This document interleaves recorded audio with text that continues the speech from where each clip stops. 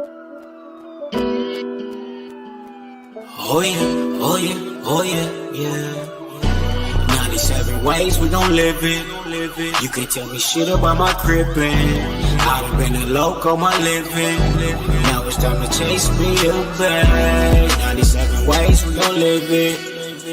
Bay Mac in the building. 97 ways we gon' live it. We gon' live it. 97 ways we gon' live it. You can't tell me shit about my crippin'. I done been a loco, my living. Now it's time to chase me a bag.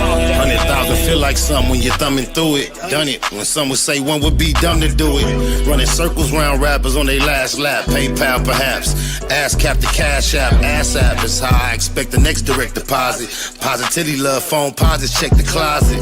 Just say we touching paper is an understatement. Underground label running late, tell them run the payment. Executive decisions, check the balance. Time to monetize the talents, I accept the challenge. Memory of crazy tune, 111 days. Loco for my days, 97 ways. 97 ways we gon' live it. You can't tell me shit about my crippin'. I done been a loco, my living. Now it's time to chase me a bag. 97 ways we gon' live it. Bay Mac in the building. 97 ways we gon' live it. We gon' live it. 97 ways we gon' live it. You can't tell me shit about my crippin'. I done been a loco, my living. Now it's time to chase me a bag. Unable to fake it, fuck how they take it. Heard about the meeting, I was able to make it. Sick of watching Sherm heads squabble each other while the judge steady handing out lottery numbers. It go down year round, ain't gotta be summer. Life's a bitch and niggas never get apologies from her. Dumber, big and little homies frequently locking. Don't see no other options, that's the reason they flocking. SPI ain't the nigga, how you figure fat? Gift the gab, every gig get a bigger bag. Either name your price or it's appropriation. Finesse game, nigga nice with negotiations. 97 ways we gon' live it. You can't tell me shit about my crippin'. I done been a loco, my living. Now it's time to chase me a bag. 97 ways we gon' live it. Bay Mac in the building. 97 ways we gon' live it. Jeter, gratitude is the attitude. Show was a blessing to be back in the black box as we blow a succession on Super Sunday. I don't give a about Super Sunday. Never really thought I would see this day come where the Super Bowl would come and go without me giving a Although, however, if I had to pick a team, I would be going for the Seattle Seahawks. That's just because I saw the last playoff games, the last two games, the one in the snow. I don't know why the NFL is so behind time, so slow in the brain that they have yet to stop subjecting these games to the elements, bro. I don't get it. Just think, man, they go out their way to keep these very precise statistics that they call next-gen stats. They're down to the millimeter. Your money earned, the games are decided by fractions of inches at times. Your money earned is decided by your output, your production, your performance. And the elements definitely affect that in football. Could you imagine in the NBA going to some gyms and you have to play in the snow or the water? These are professional athletes that generate billions of dollars, and every time they step on the court, there are millions upon millions at stake. And in the biggest games of the year, in the winter, toward the playoffs and during the playoffs, these games could be subject to snow, rain, and it is just not fair whatsoever. It throws the game into an imbalance that alleviates your skill set, your preparation, and things of that nature. And I would have thought by now the NFL would have been on some type of campaign to regulate that all games be played, if not indoors, within a certain parameter of weather. Baseball, when the rain comes, they stop the game. It's just logic in the game where there's the most risk of being injured, there's actually the least games played. I just think it's a no-brainer, man. It has to be on the table at their board meetings when they talk about rule changes. Somebody has to be talking about stop subjecting these games to the weather. So I noticed the game last week between, who was it, New England, and they pulled it off at the end. Didn't think they would, but the production just looked so low. But the way Seattle was able to stay firm, consistent against the Rams and eliminate them, I watched them because I'm a fan of local LA teams, regardless of what the sport is, even if I'm not into the sport. Although I waited a long time for LA to have their own team. So I definitely was with the Rams. And when I watched the fashion that the Seattle Seahawks was able to put them out, I was impressed to think that they would be victorious in the Super Bowl. However, I really believe that the Rams coach cost them that game to a large degree. I know there's a couple of questionable decisions he made, but one in particular was late in the game. There's about 5 minutes left. They were in the red zone. It was a 4th and goal, at about 3 or 4 yards to maybe try to get a touchdown, and they were down by 4 points. And I just knew, no brainer. You kick the field goal, go down by 1, and then you put your defense. You already suffered one of the most unfortunate muffs of a punt, which really threw the momentum off. It was a 14-point change. Instead of the 7 points, you would have went down and made. You didn't get that at all. And the other team made 7. That was a 14-point exchange. You finally got in a position to put this game in grabs, and he decided to go for it, a play that was not even close. And now you really put your team under the gun, and it was really no get back from there. But I think I favor Seattle in the Super Bowl. I know I did a reaction to it already, but I just feel like, hey, we're going to get in here and surf the net a little bit, hit these YouTube streets, do that OG original black box type of content. That's why I came here on StreamYard. I really hate going live from StreamYard because it seems like was moving pretty smooth today, I guess. So I don't want to jinx it, but we always get that static and freezing. So I prefer OBS, but OBS makes it difficult to then access content unless you load it up, download it, and load it up, which is no problem if you know exactly what you want to get at. But when you come in here freestyling, I could sit here and come up with stuff. Then while we on OBS, download it, upload it. It's not extremely difficult. It takes quite a few more steps, but this also gives us a way to open up the live to the audience, and people could join just by dropping the link. But we reacted to this. I think his name is Crowder. Can't quite call his first name, but I believe he's a former football player.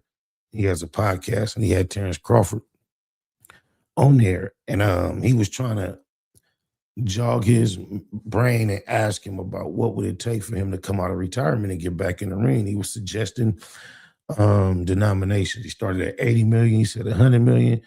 And what he thought was going to turn out to be a moment of comedy really turned into a moment of clarity where Terrence Crawford checked him, didn't find it funny at all, and pretty much assessed this man's character in a way that he didn't see it going this way.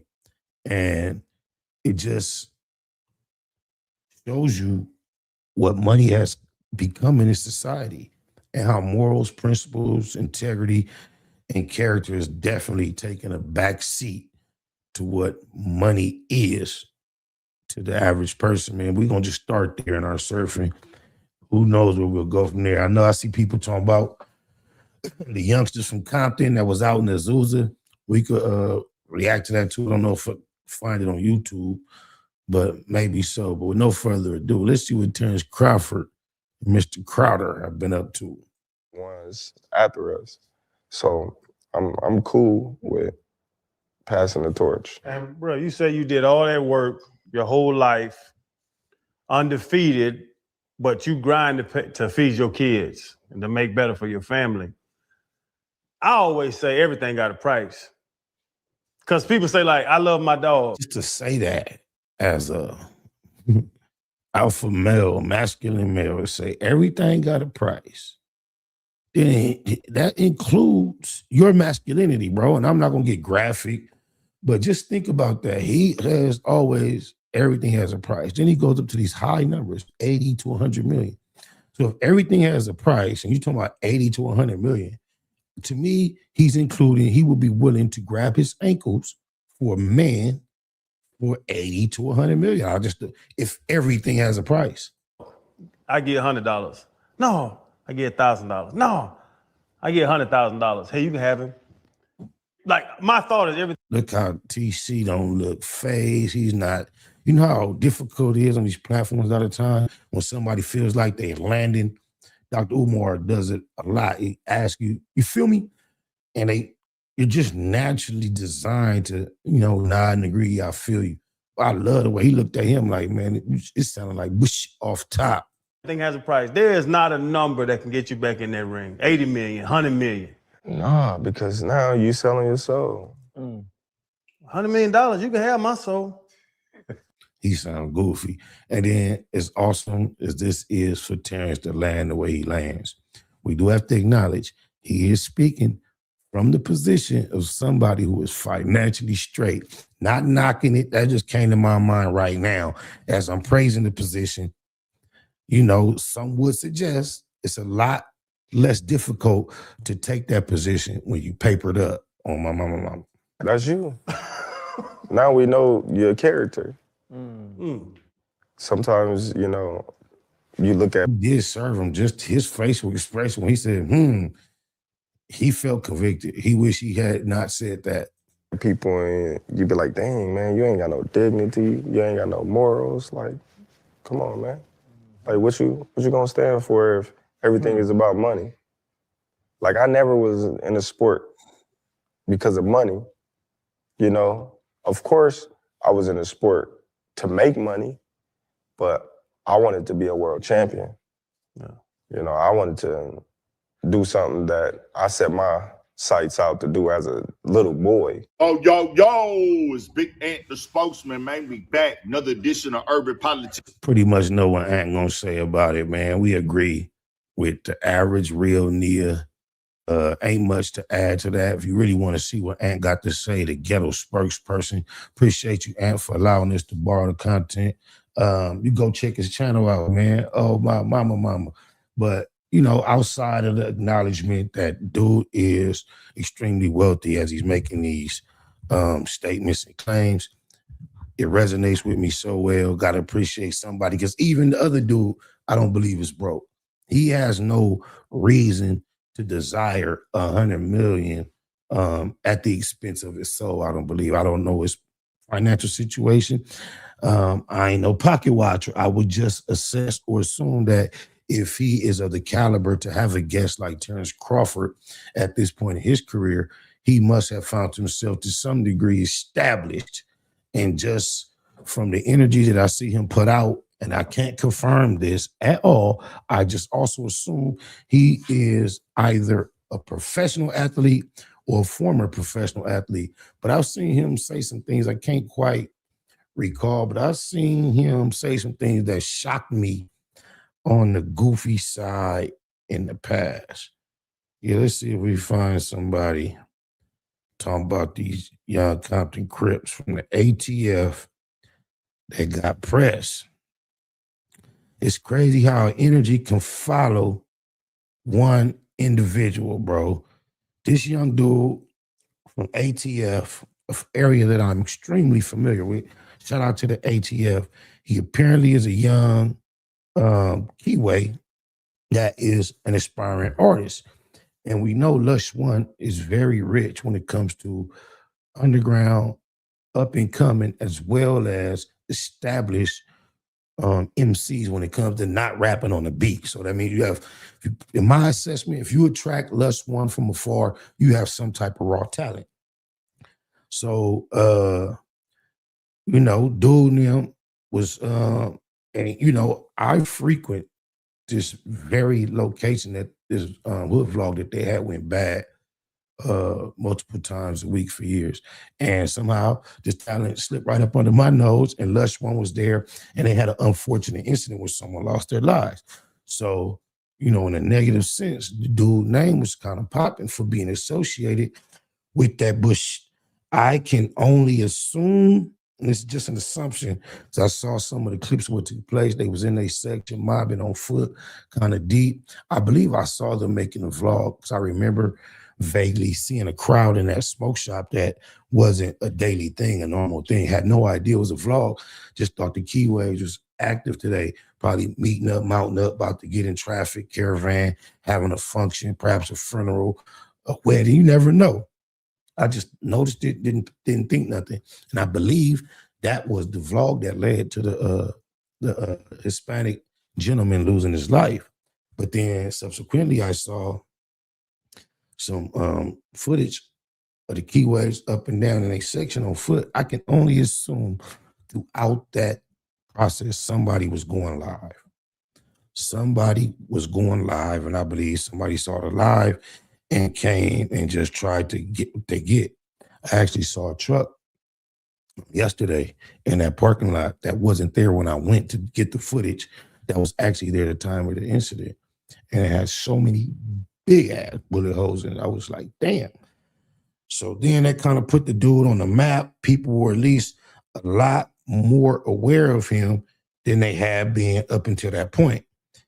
And then, and you develop a certain type of image. Whoa, he out there in the trenches. It get cracking right where he at. He's out there comfortable, and you have no more context to it. And a sense of a gangster Crip rapper, you would consider that a plus.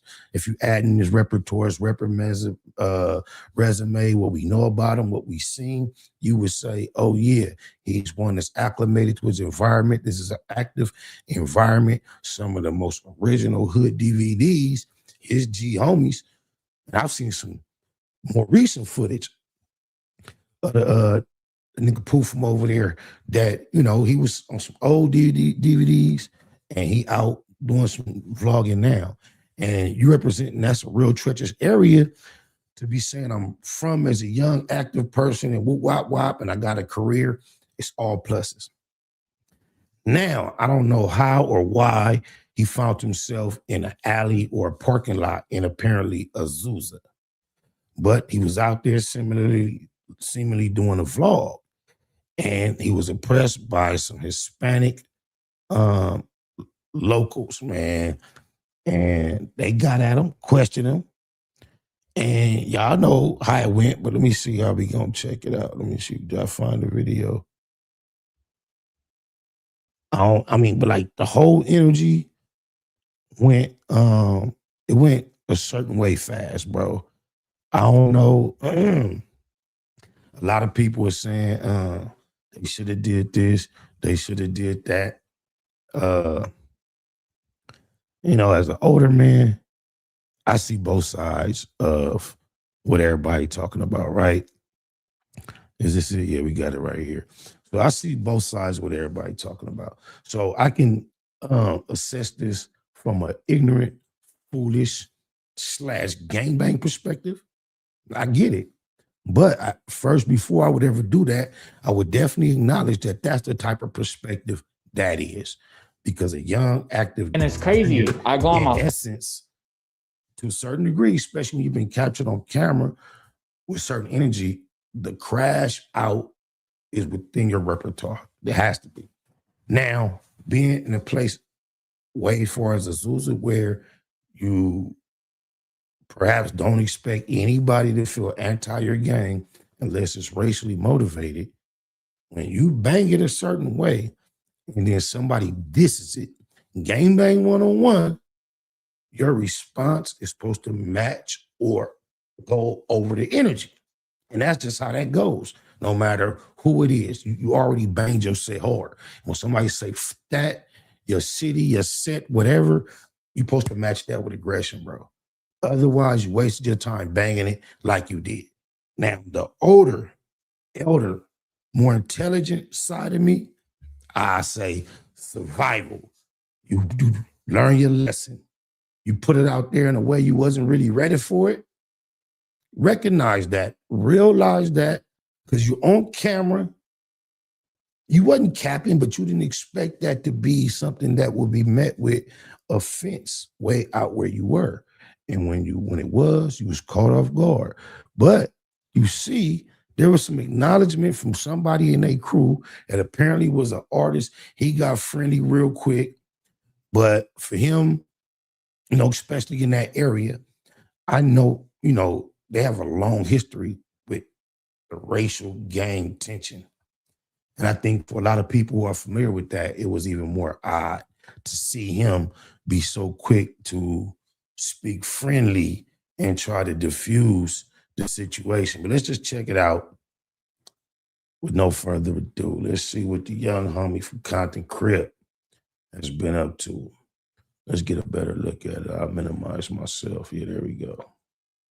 Phone, and I'm literally about to text him. Hey, stop playing, we on your ass. Didn't even tell me nothing, didn't call me. He has my number. It's on the Instagram saying, Rodney, we on your ass. Next time we see you, wooty woo, you. So it looks like the Compton Crips that got pressed the other day by some sureños from the Avenues are now actively looking for the hood vlogger Rodney in LA after they claimed that he set him up. And the reason why they think that they got set up is because when they were getting pressed, it turns out that the fools from the Avs ended up recognizing the hood vlogger Rodney in LA and gave these two fools a pass. And it's crazy because it turns out these two fools are rappers. One of them was signed to Tommy Gunn's label, and now they're caught up in a drama where they allegedly might get DP for letting somebody diss their hood. Let me know what you guys think. Is their rap career finished? Or are they gonna try to make an example out of? Also, when they got the recognizing, it sounded like to me like, recognize in the past, like I did enjoy using these very. But somebody recognized the vlogger. I swear to God, when I see content lately that off top is crispy hush, and I be thinking it might be DC Baby Draco. When it ain't DC Baby Draco, most times it be that name. So he got them to pass. Because it was like, when we gonna do something? In my mind, he was a rapper recognizing the young homies from Compton, asking them that. But actually Rodney, the vlogger, so, oh no, so let's see, wait, let's look at that again. So he was looking at, and why did she need free knees? He was looking at, oh yeah, now wait a minute. So he was looking at and where that short go that we just watched. He was looking at let me pull it up on here. These messages between them essays and the hood vlogger. Yeah, let me try to get a little more context. Hold on, let me do this again. Man, I'm rushing past it. They talking about getting the youngsters need a DP. I can understand how maybe that could be coming up. You dig a lies? Oh, my mama. I'm trying to get just the history of this. Oh, here we go again. I think this is, no, that ain't it. I don't know why I can't cause myself to play the video again. Okay, maybe this should do it. Trying to make it pop up in my history up here on the computer by going to it on my phone, which is usually the perfect setup, but now I'm getting the internal pinwheel at death. Maybe that's enough of that, man. I know it's a lot of pressure on them young niggas. This is why I look and see the youth in their face. They look like babies, man. This and it's crazy. I go on my phone. It's not worth it. So here we go. Let me see. You got all this pressure to deal with now over some bullshit, man. Just imagine you could have been like, we from Compton. And then they're like, Compton. Like, oh, bro, this how you feel? Man, we got love for everybody, bro, black and brown. And woo, woo, woo. What if that was your base, your foundation? Now, no one will have anything to say. But when you come with, I'm whoopty whoop, wappy whoop, and they come wappy whoop, I can't lie. As much as I want to just say, well, when you present yourself like that, you have an obligation. And I'm literally about to text him. Hey, stop playing, we on your ass. Didn't even tell me nothing, didn't call me. He has my number. It's on the Instagram saying, Rodney, we on your ass. Next time we see you, wooty woo, you. So it looks like the Compton Crips. So that is the vlogger right there, okay? So the vloggers is getting at the Zuzu dudes like this prior to this day. Let's see. Or is this after the incident? I'm waiting. I'm trying to bag it up, man. It's loading, y'all. Phone, and I'm literally about to text him. Hey, stop playing. We on your ass. Didn't even tell me nothing. Didn't call me. He has my number. It's on the Instagram saying, Rodney, we on your ass. Next time we see you, wooty woo, you. So it looks like the Compton Crips that got pressed the other day by some sureños from the avenues are now actively looking for the hood vlog. Oh, so that's what he's saying. The Crips is sending to the hood vlogger. Nah, youngsters, nah. Don't run your money off. Don't, I would not assume that the vlogger set me up. I would not assume that because you should have been on deck. Like these generations, keep it a Google. As soon as you heard somebody should have been pulling blower out and your dead homies, as much as y'all be on the dead homies on this, that. If I play it out of my mind, young, active, don't give on your tip, you out. I know you probably felt like you were so far out that you didn't need it with you. Bam, you're bad. Should have had it with you. And as soon as you assert your set like that, when you hear disrespectful words, you out of bounds. It was supposed to go a certain way, man. But I still wish them young black brothers nothing but the best. I hate that they got themselves caught up like this, man. Oh, my. What y'all think about all this recent alleged, they say, hold a minute. You know what I just saw? Hoover Gumby calls from jail and says Wack100 is the police. Is that right? And it's Scandalous Los Angeles. Pretty much like the way he put his content together. He keeps it down the middle and fair. Shout out Scandalous Los Angeles. He always tapping in with the facts. According to myself, he's been very instrumental in bringing a lot of whole no hundred buffoonery to the forefront in regards to the low. We finna check this out, man. Let's see what he talking about. Oh, my mama. Uh-oh, what the heck? Oh, it's just black, okay. Welcome back to Scandalous Los Angeles TV, where we expose the exposers. So now Hoover Gumby is back, speaking from a county jail cell. According to him, everybody thought he was completely counted out, but it turned out to be nothing more than a misdemeanor warrant, and he says he should be out within the next couple of days. He also spoke on the infamous CS2 back, claiming that he's an informant. Gumby said that once he gets out, he plans to expose the connections between Dale Morrison, Big U, and CS2 back. He says he's going to let everything come to light. And when Big U's trial begins, he claims that everything about Porky is going to be exposed. All the hidden things that have been kept in the dark. So we're going to let Hoover Gumby get into it, because it seems like we've reached a point where everybody is finally starting to see what we've been saying the whole time. Yo, Gumby, what's up? What's happening, bro? Man, gang shit, you already know, man. They can't hold a brother down. They can't hold a brother down. How we looking? You coming home tomorrow? What we doing? I'm trying to check out my bail bond, man. Look, this shit here is crazy, man. They have me held up on this fucking misdemeanor warrant for 5 days now. You know what I'm saying? But now that it's cleared, I'm supposed to be able to make bail. You know what I'm saying? But these funny ass motherfuckers is liable to do some other shit. You know what I'm saying? So I ain't really, you know what I'm saying? But everything is clear. You know what I'm saying? I should be bailing out real soon. So all my haters, y'all be back to put my foot on y'all bitch ass niggas next real soon. Gang shit, nigga. Yeah, because certain people, you know, I don't know if you want me to say some names, but certain people is like, you know, Gumby was real comfortable in Houston. As soon as he got back to the West Coast, man, he was going downhill, which I don't see that. But, you know, they definitely talking about that no bail, and now you got a bail. But see, this is the thing, though. They don't even know about the laws, bro. You know what I'm saying? This misdemeanor warrant has to be cleared up before I can do anything. You know what I mean? And I didn't even know that this shit is from like a year and a half ago, some shit like that, bro. So, you know what I'm saying? It's all good. You know what I'm saying? I'm saying to all the kids and shit that's watching this, man, y'all remember you got to be responsible for your actions, bro. You know what I'm saying? Because they will catch up with you. You know what I'm saying? One way or the other. Gang shit. And to all my haters and talking about, oh, Gumby this, man, y'all scary ass niggas. I ain't gonna lie, I ain't heard a lot of what Gumby has had to say online, right? But out of all that I've heard, That's some of the realest I've heard him say. That little shot of game he shot to the kids. Oh, my mama. And I would like to add to that as well, the shortcut is the long way, man. Don't cut no corners. They say back bracking, I'm going to just say get cracking. It's really live, scary, pussy ass nigga. Shout out to BJ the Bounty on the gang shit, over. Yeah. Okay. Yeah, my boy Compton Rick Rock. Yeah, man. All my supporters, man. You know what I'm saying? Can't keep a real nigga down. You already know, man.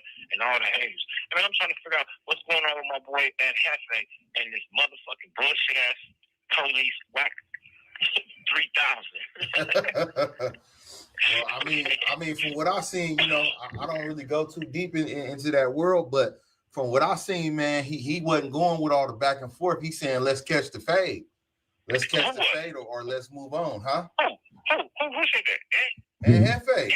Oh, gang, nigga, that's a gang member. What you mean?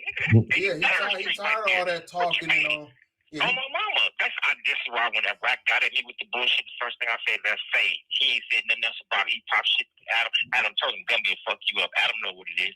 He's a hook, man. That nigga's a hook. He's the police. And when I get out, I'm explaining y'all the connection between Wack100, Big U, and Dale Morrison, which is Monster, the snitch. I'm going to explain to y'all the whole connection so y'all can understand what's going on with that whole situation. Stay tuned into the Big U trial. You know what I'm saying? It's going to all come out. Y'all going to see who this man really is. Over. And then we're going to sit back and talk. All you people that's sitting up kissing this dude ass. Over. And all this other bullshit. You niggas is hanging out with the police. Gumby just said that if you're... It's crazy. He shouted out Aunt Hefe in that sentence and how up until recent, Aunt Hefe co-signed, collabed, and conspired on many occasions with Wack100 while all this information had been known, though. Around CS2 back, just understand you're hanging around the police. And nobody understands that more than Adam 22. But Adam 22 doesn't care, because he's the police too. One half of the Valley Vice. I just want to know how this nigga got every snitch in the United States number. How you do that? Yeah. He the first motherfucker to know somebody snitching. Yeah. Gumby is right. CS2 back always seems to be the first one to know who's snitching. But he also picks and chooses who he decides to expose. He doesn't lie about that either. He's went on record and said that he's selective politics. He also knew all the informants in Big U's case before Big U turned himself in. Take the Arab producer Molly Mall, for example. Porky knew the whole time that he had been working as an informant. Porky never exposed that. Instead, he has only went on record saying Molly was his brother. That's just how he operates. I mean, hey, he said he got the content, so I don't know. But he got the content. Nigga, he got confidential informants files and all type of shit, man. This man, come on, bro. Come on, bro. This is a non-affiliate that's in everybody's fucking business. He's a whole non-affiliate. But he quick to yell out, oh, Pyro. But he can't do nothing to Pyro do. He can't do nothing to Pyro. I don't understand if this is a real anger position that so many people in the culture reserve as factual. Why do they keep supporting the platform that sustains them? Boycott the white boy. He the one that keeps him, like he say, back bracking. He the one that keep whack cracking. Nothing. I mean, you know, all the Pyrus I know, they take all fades, so you know. Man, Wack is not finna let that dude, man, come on, bro. This is the police. We all playing with the police, bro. And this is exactly why I understand why people don't even want to go back and forth with Porky. Because they know that if you mess with Porky, you're messing with the police. Remember, this is the same guy who offered $10,000 to find out who I was, so he could run his police tactics on me. That's what he was trying to do. And it's crazy, because when you look at how Deuce Sims exposed SBGB-TV, you see all the stuff he had going on, the cases, the paperwork, all of it. Meanwhile, SBGB-TV sits on the internet, talking about Wack all day long. So ask yourself, why didn't Wack offer $10,000 to expose him? With everything SBGB had going on, why didn't Wack put that out there? We're telling you exactly why. This is the kind of police-style tactic he uses. That's why I don't even mention him too much, because if you're not Ain't nowhere in the world, though. I with you, Candace. Nowhere in the world you gonna convince me that SBGB TV is in coherence with Hold No Honey. I can't buy that one. No. He is too consistently committed. I've never seen a man more committed to conversing about making commentary upon another man. I thought Deuce Sims was it, but damn, oh my mama, I've never seen it. Hey, Wino, I'm on my live, cuz. Used to deal. What it do? No, I was trying to see who that nigga shoot you his number. You already got his phone. Oh no, tell him you got it. No, I'm gonna tell him to call you right. I mean, shoot it to you. Tell him to text me because it ain't gonna be able to go through if he ain't stored in my phone. Cause that's yeah, he got to be locked in. So tell him to text me. All right. All right, that's why. Who was that in team? Oh damn, my homie and my cousin in the same halfway house. That's crazy. My cousin from Southside, my homie from the set. Here we go. gonna fight me, you punk ass crater face bitch. Stop talking. You ain't gonna fight Ant either. He gonna probably try to pay Ant off. Man, if you pay you off, let me get a loan, homie. I need the bill money. They got about 5, 6 gang members at No Jumper that allegedly with each other. I don't understand, at least for content, why they don't pull up on Hold No Honey on one of them Thursdays and have a in-person conversation with him on camera. I mean, just a while ago, Spody Face was allowing him to come to his platform and bring people he banned to LA and suffer no consequences.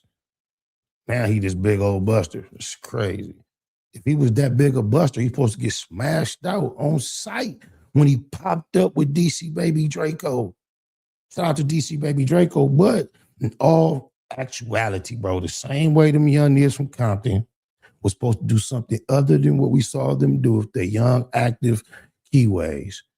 Spody Face was supposed to do something other than what he did when Hold No Honey pulled up with an individual from the Bay that you just banned from LA, who against your ban doubled back to your set and went up again. He popping up on your side of the fence with all the aggression that you have projected. It was supposed to be no question. You're supposed to get cracking.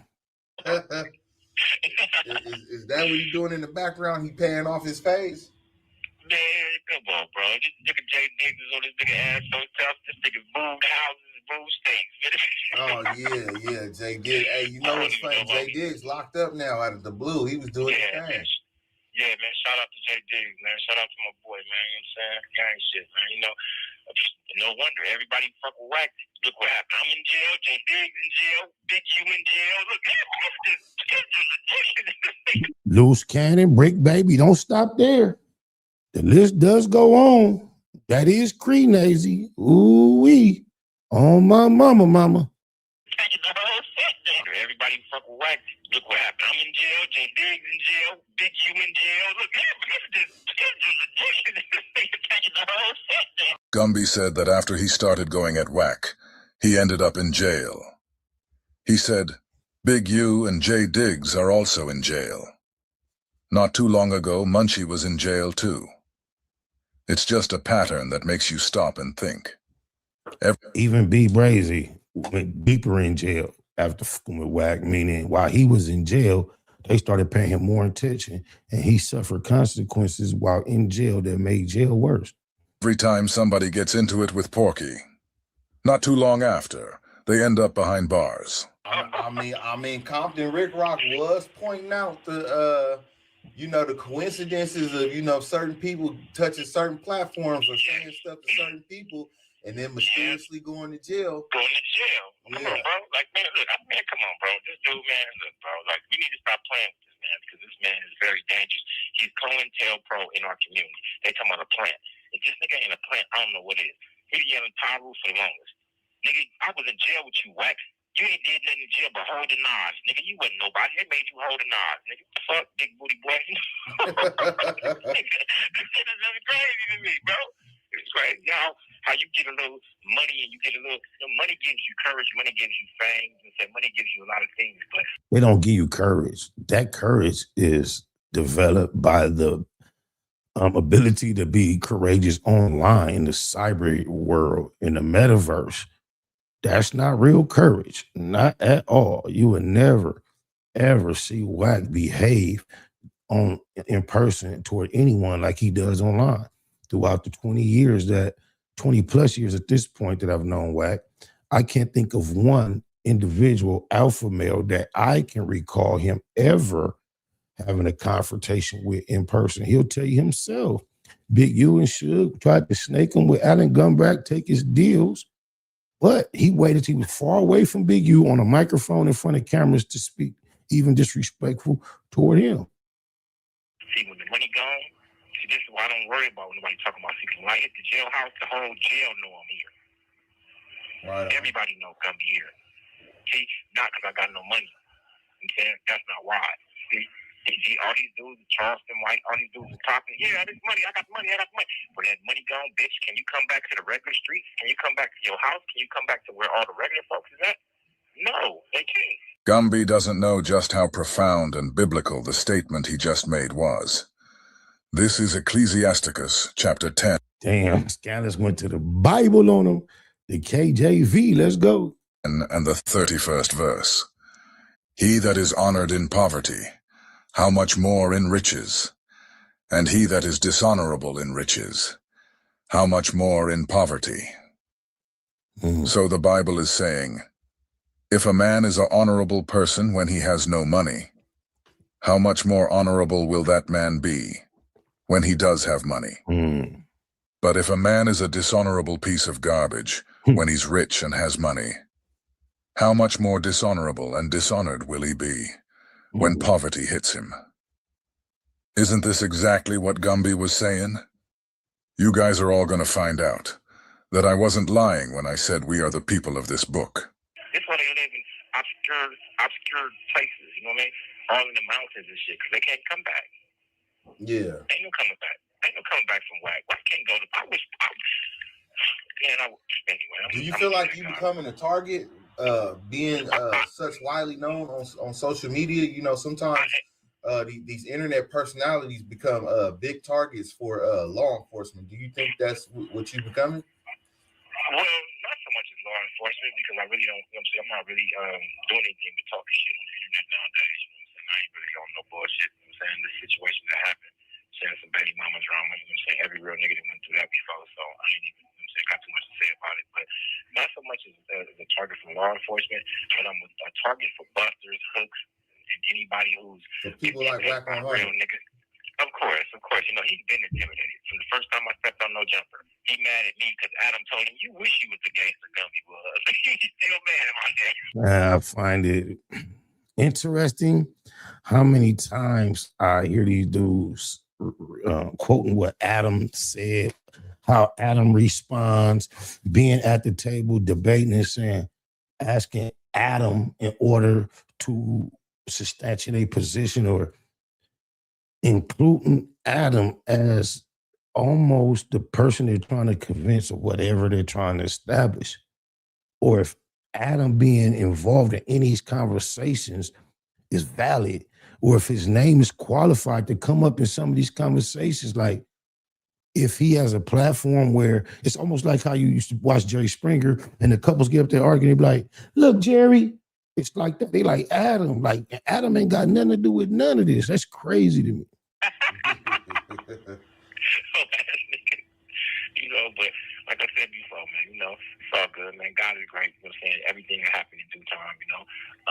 You know what I'm saying? Right now, the internet is a buzz. You know what I'm saying? I heard saying Jap came home. Yeah, Jap definitely came home. He got the Shout out Jap 5, man. Y'all know we went up with the intro and the outro.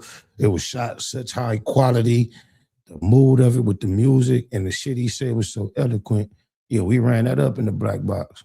Internet rocking right now. So, you hear me?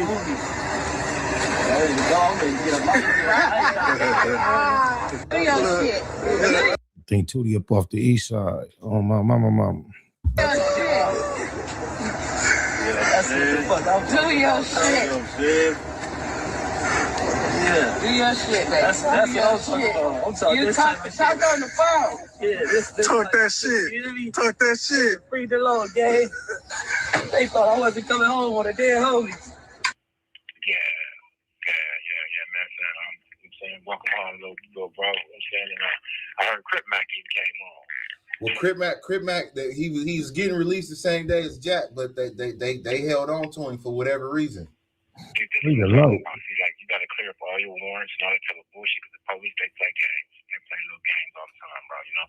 But shout out to some dudes. I got an update from Lupe. I believe he's dealing with a violation of probation that he had already acquired prior to going to the feds. And I was lacing her up that there's a process when you are doing prison time. Any other charges that any jurisdiction, it could be in another state, claim to have on you, you can call them to handle it right now. I recall this because when I was in prison, Alabama has sent a letter to the judge. And I mean, the bail bondsman in Alabama has sent, when I went to prison in California, on my way to prison, I was in Supermax. I remember getting mail one day, and it was a letter from the bail bondsman in Huntsville, Alabama. It was a copy of a letter that he had sent to the judge because by getting incarcerated in California, I had missed my date in Alabama. And I was looking at life in the case, still a teen. And while I was in Supermax, I got the letter, and it was the bail bondsman assuring the judge in Alabama that he couldn't locate me at the time of my court date. However, he has located me in the California prison system. I was sentenced to 2 years. And at the completion of those 2 years, he did intend on coming to California and extraditing me to Alabama to face justice. So as I was in prison, somebody made me aware of the fact that I can request of my counselor that I put in paperwork ahead of time that told Alabama, hey, look, you got 6 months to come and get me and bring me to trial for these charges, or they no longer are valid. And this is the way the procedure is set up. They are required to give you a 6 month answer within 6 months, actually bring you to trial, or they have to let the charges go.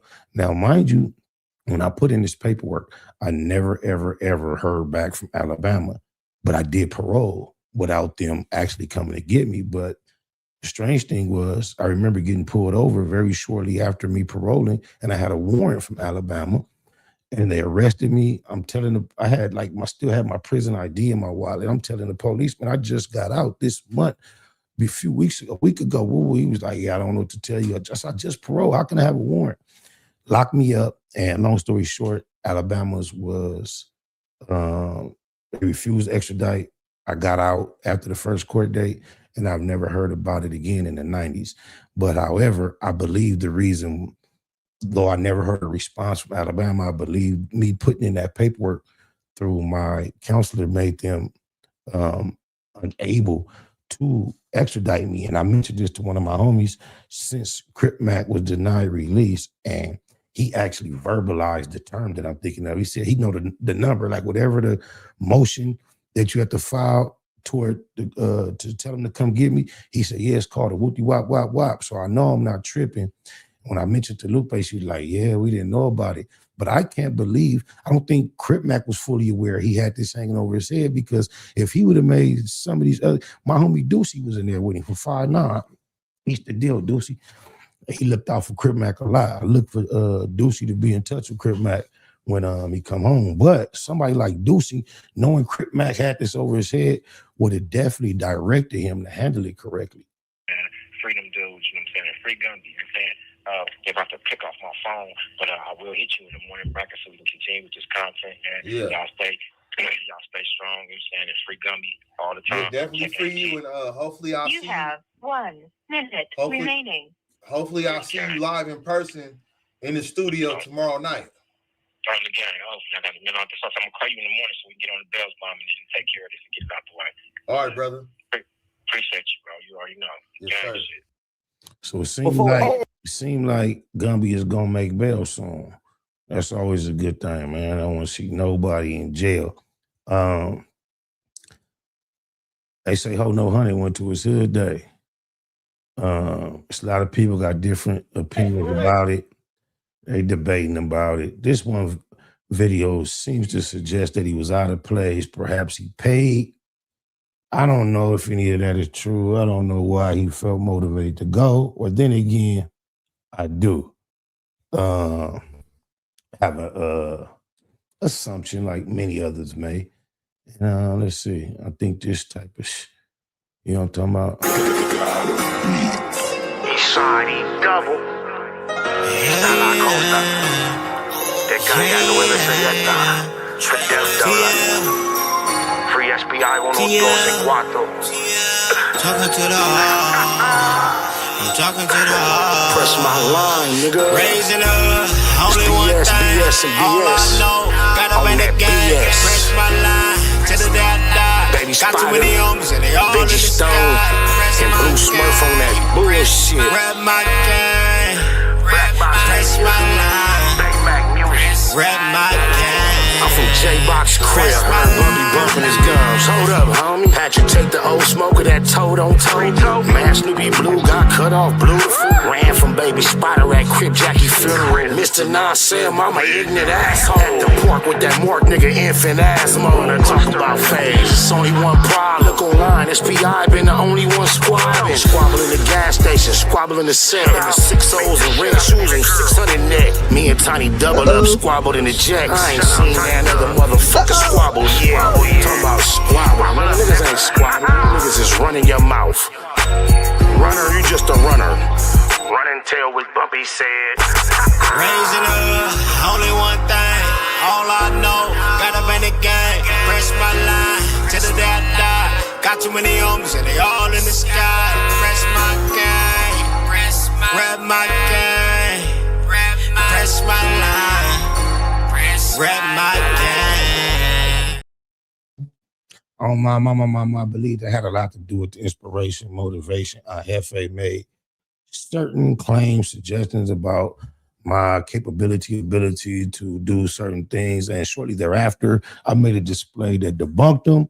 They were not as much in correlation to what he suggested. My actions weren't, as one may assume, because I've shared, me and my daughter had an exchange that was more motivation than anything at that time. It was just coincidental that the times correlated so well.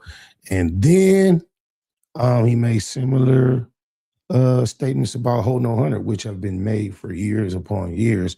And I think he found it, he was behooved to be expedient to try to attach himself to some type of current event associated with a section. I find it very interesting that his homies have come online and expressed that he was over safe that day, because they have this long going understanding tradition that they don't politic at Hood Day, which is a lot opposite from the majority of other sections, because a lot of people reserve Hood Day to get the politics out the way. But one of his homies came online and said there was absolutely no risk of anything happening to him there, because they set aside that day, similar to funerals for a lot of people. You may be asked to leave a funeral if you ain't good, but you're going to be given the opportunity to leave. Now, I can say the same thing for a Hood Day. But a Hood Day, outside of being asked to leave, you're going to get your issue in most places. The homie from Pacoima that came on here to explain his perspective said it's not like that in a section. The AG homies established a long time ago that the Hood Day is sacred time and everybody lay their differences aside. So a lot of people saying he used that as a safety net to slide up. Some people say he looked awkward. Some people say he looked scared. Some people even say he paid. We're just going to check out this video. We won't watch the whole thing. But this is an individual who seems to think Holding 100 seemed out of place. Let's just see what he's talking about.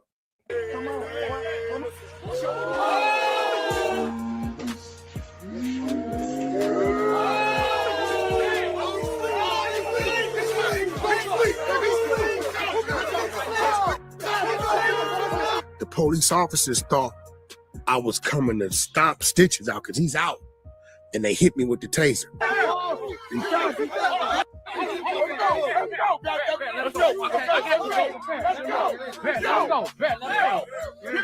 I'm planking like a motherfucker on the ground, right? My man headline the mic is screaming to the cop because he know it. Right, big something. Nah, this is my brother. This, that, another stuff. They finally stopped juicing me up. I got 4 hooks and 2 here, 2 here. They didn't grew up now. Cool. I don't like it. They know I don't like it. And they know when they see me, I like them to address me regularly because I don't like them gang banging. But, you know, I ain't there every day to supervise and monitor this shit. Wack100 recently pulled up to his old neighborhood in Pacoima for Hood Day, but the entire scene looked off from the very beginning. Word on the street is that he had to check in, and the overall vibe of the encounter spoke volume. He stood there quietly, appearing stiff and visibly sweating, looking entirely out of place in the now deleted footage. There was no confidence or comfort to be found. Instead, it was a blatant display of nerve. It felt less like a moment of neighborhood pride and more like a high-pressure obligation, as if he were only there to secure future bragging. The way he brought DC Baby Draco to the Bro Rogan Spody Face podcast, and he took all his time to go to his set and make an impression. He should have took Baby Draco to go get some content. Writes, in all honesty, this was not the active street run he tried to portray. Wack100 has not been active in that world for years, and that is common knowledge. He walked away from that lifestyle a long time ago. He never stayed in the rotation and failed to maintain his standing within the community. The long-standing story is that he was supposed to handle certain business back in the day, failed to do so, and subsequently disappeared from the scene entirely. That history carries significant weight, especially when cameras are rolling and the world is watching. Now, we see him resurfacing on Hood Day talking tough, yet his body language tells a completely different story.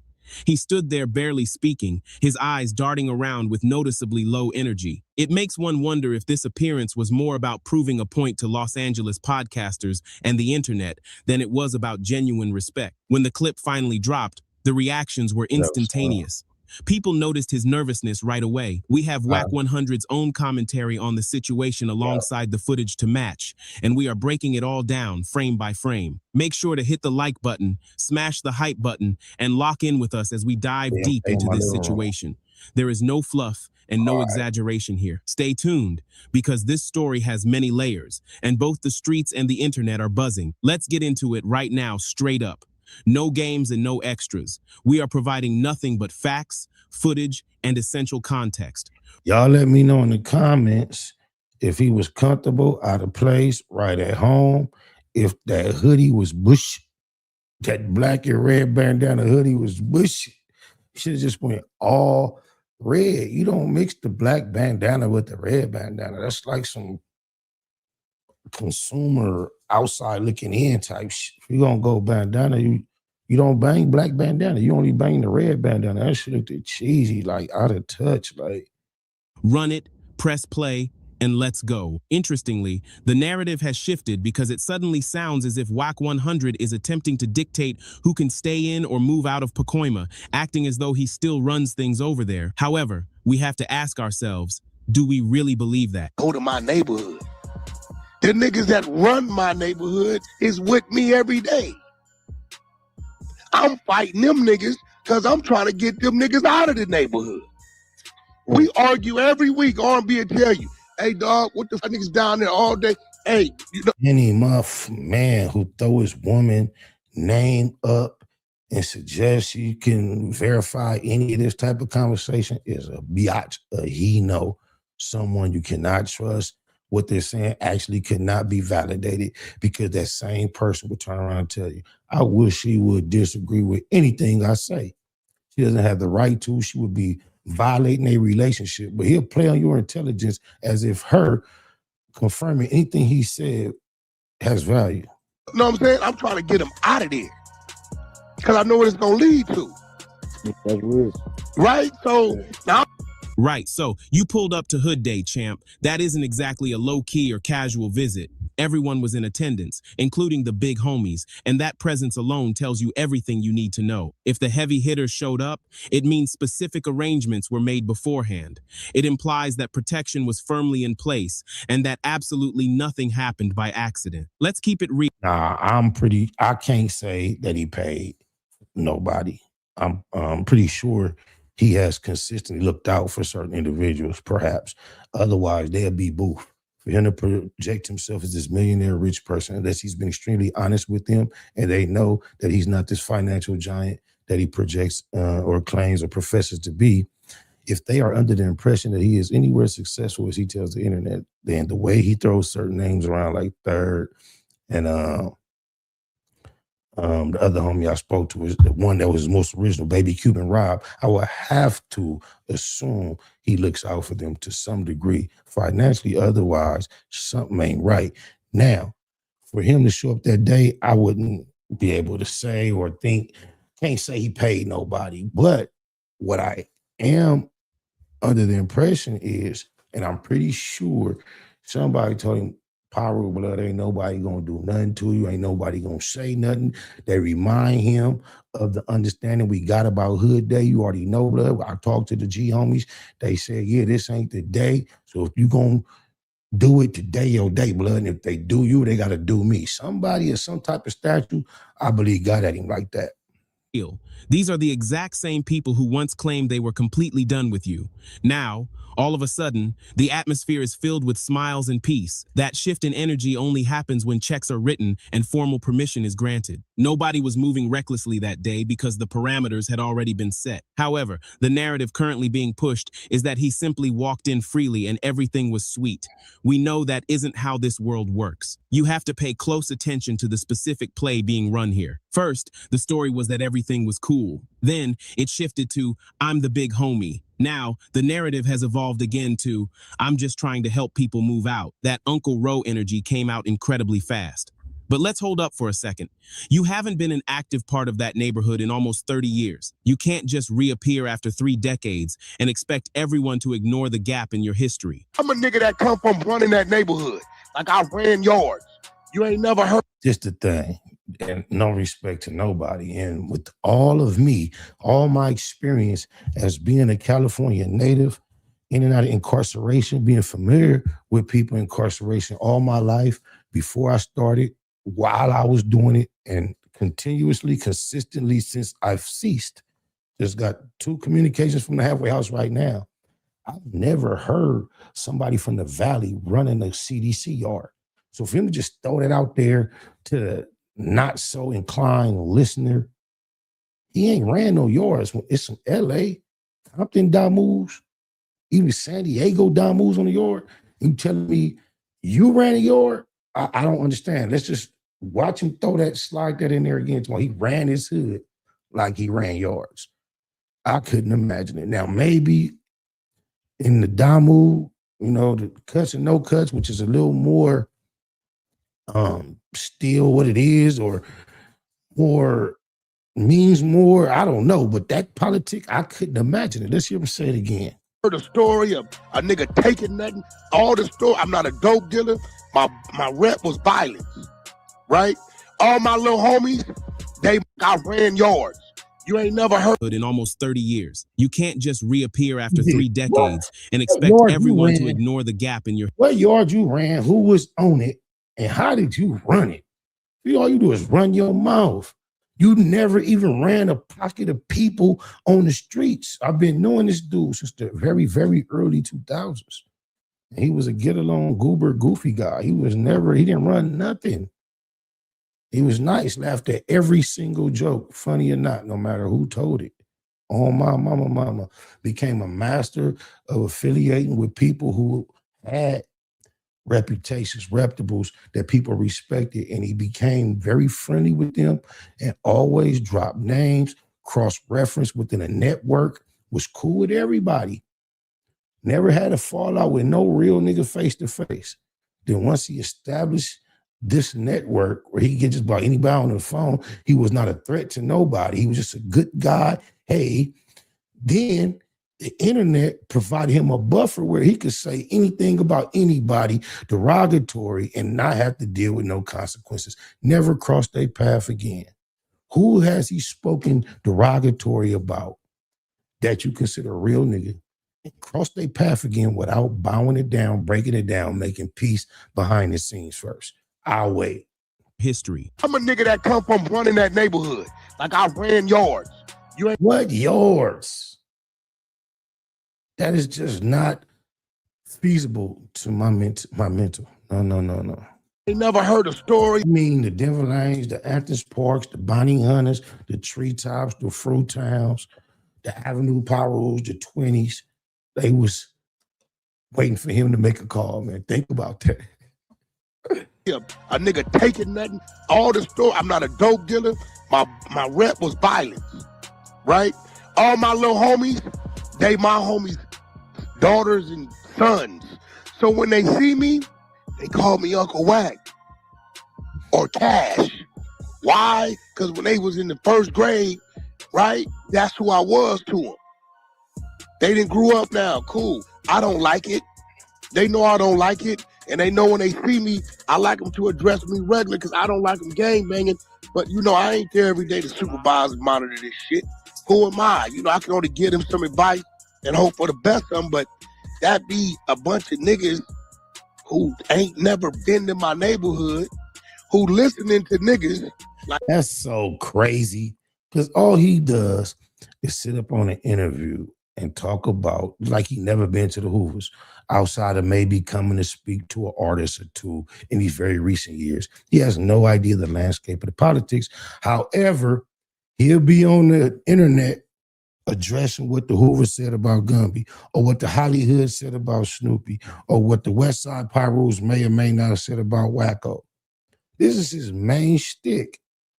He always talking about what somebody homies have said about it. He just said Auntie Hefe homies is talking about DP and him. He talk about what the 40 say about Spody Face. But now he want to talk about somebody speaking about him and what his homies may or may not think, say, or feel about him. It's just so out the question. This dude is crazy. Like Big Messy, who ain't lived in Pacoima, lived since 1992. Then he want to throw Messy name out there. He ain't throwing the dude name out there who actually said that. And I don't think this dude was even like anti-Wack. I don't even think he was saying, oh, Wack a buster. The only reason he came is because of such and such. But he did establish that he did say that they got a understanding at Hood Day that if you politic on somebody at Hood Day, then the politic is on you. You gonna get it. No matter how foul a homie is, even though that's like, see, that kind of make it seem like they behind in time. Because that was kind of understanding about Hood Days back in the day. And people used to get away with sliding in with Hood Day and not coming around. So we start setting that as a trap, but they start figuring it out then. Nah, nigga, you go, they gonna get you. Oh, blah, blah, blah, blah, blah. But, you know, we used to be in the 90s, use that for a trap. Ain't no tripping at the Hood Day, don't trip on nobody. And then that'll get all the cowards to pop out. And then the niggas that really mattered, we a politic, we gonna get you. Niggas start figuring that out. They know now. It's about courage. Either you gonna come when it's Hood Day or you not, bro. Oh, my mama. I'm trying to catch the homie off guard. Let me see. I don't know what. I got so many numbers up under the same name to be like that. Since he want to put a nigga name in his mouth, I'm gonna get a homie an opportunity to respond. He might not be interested.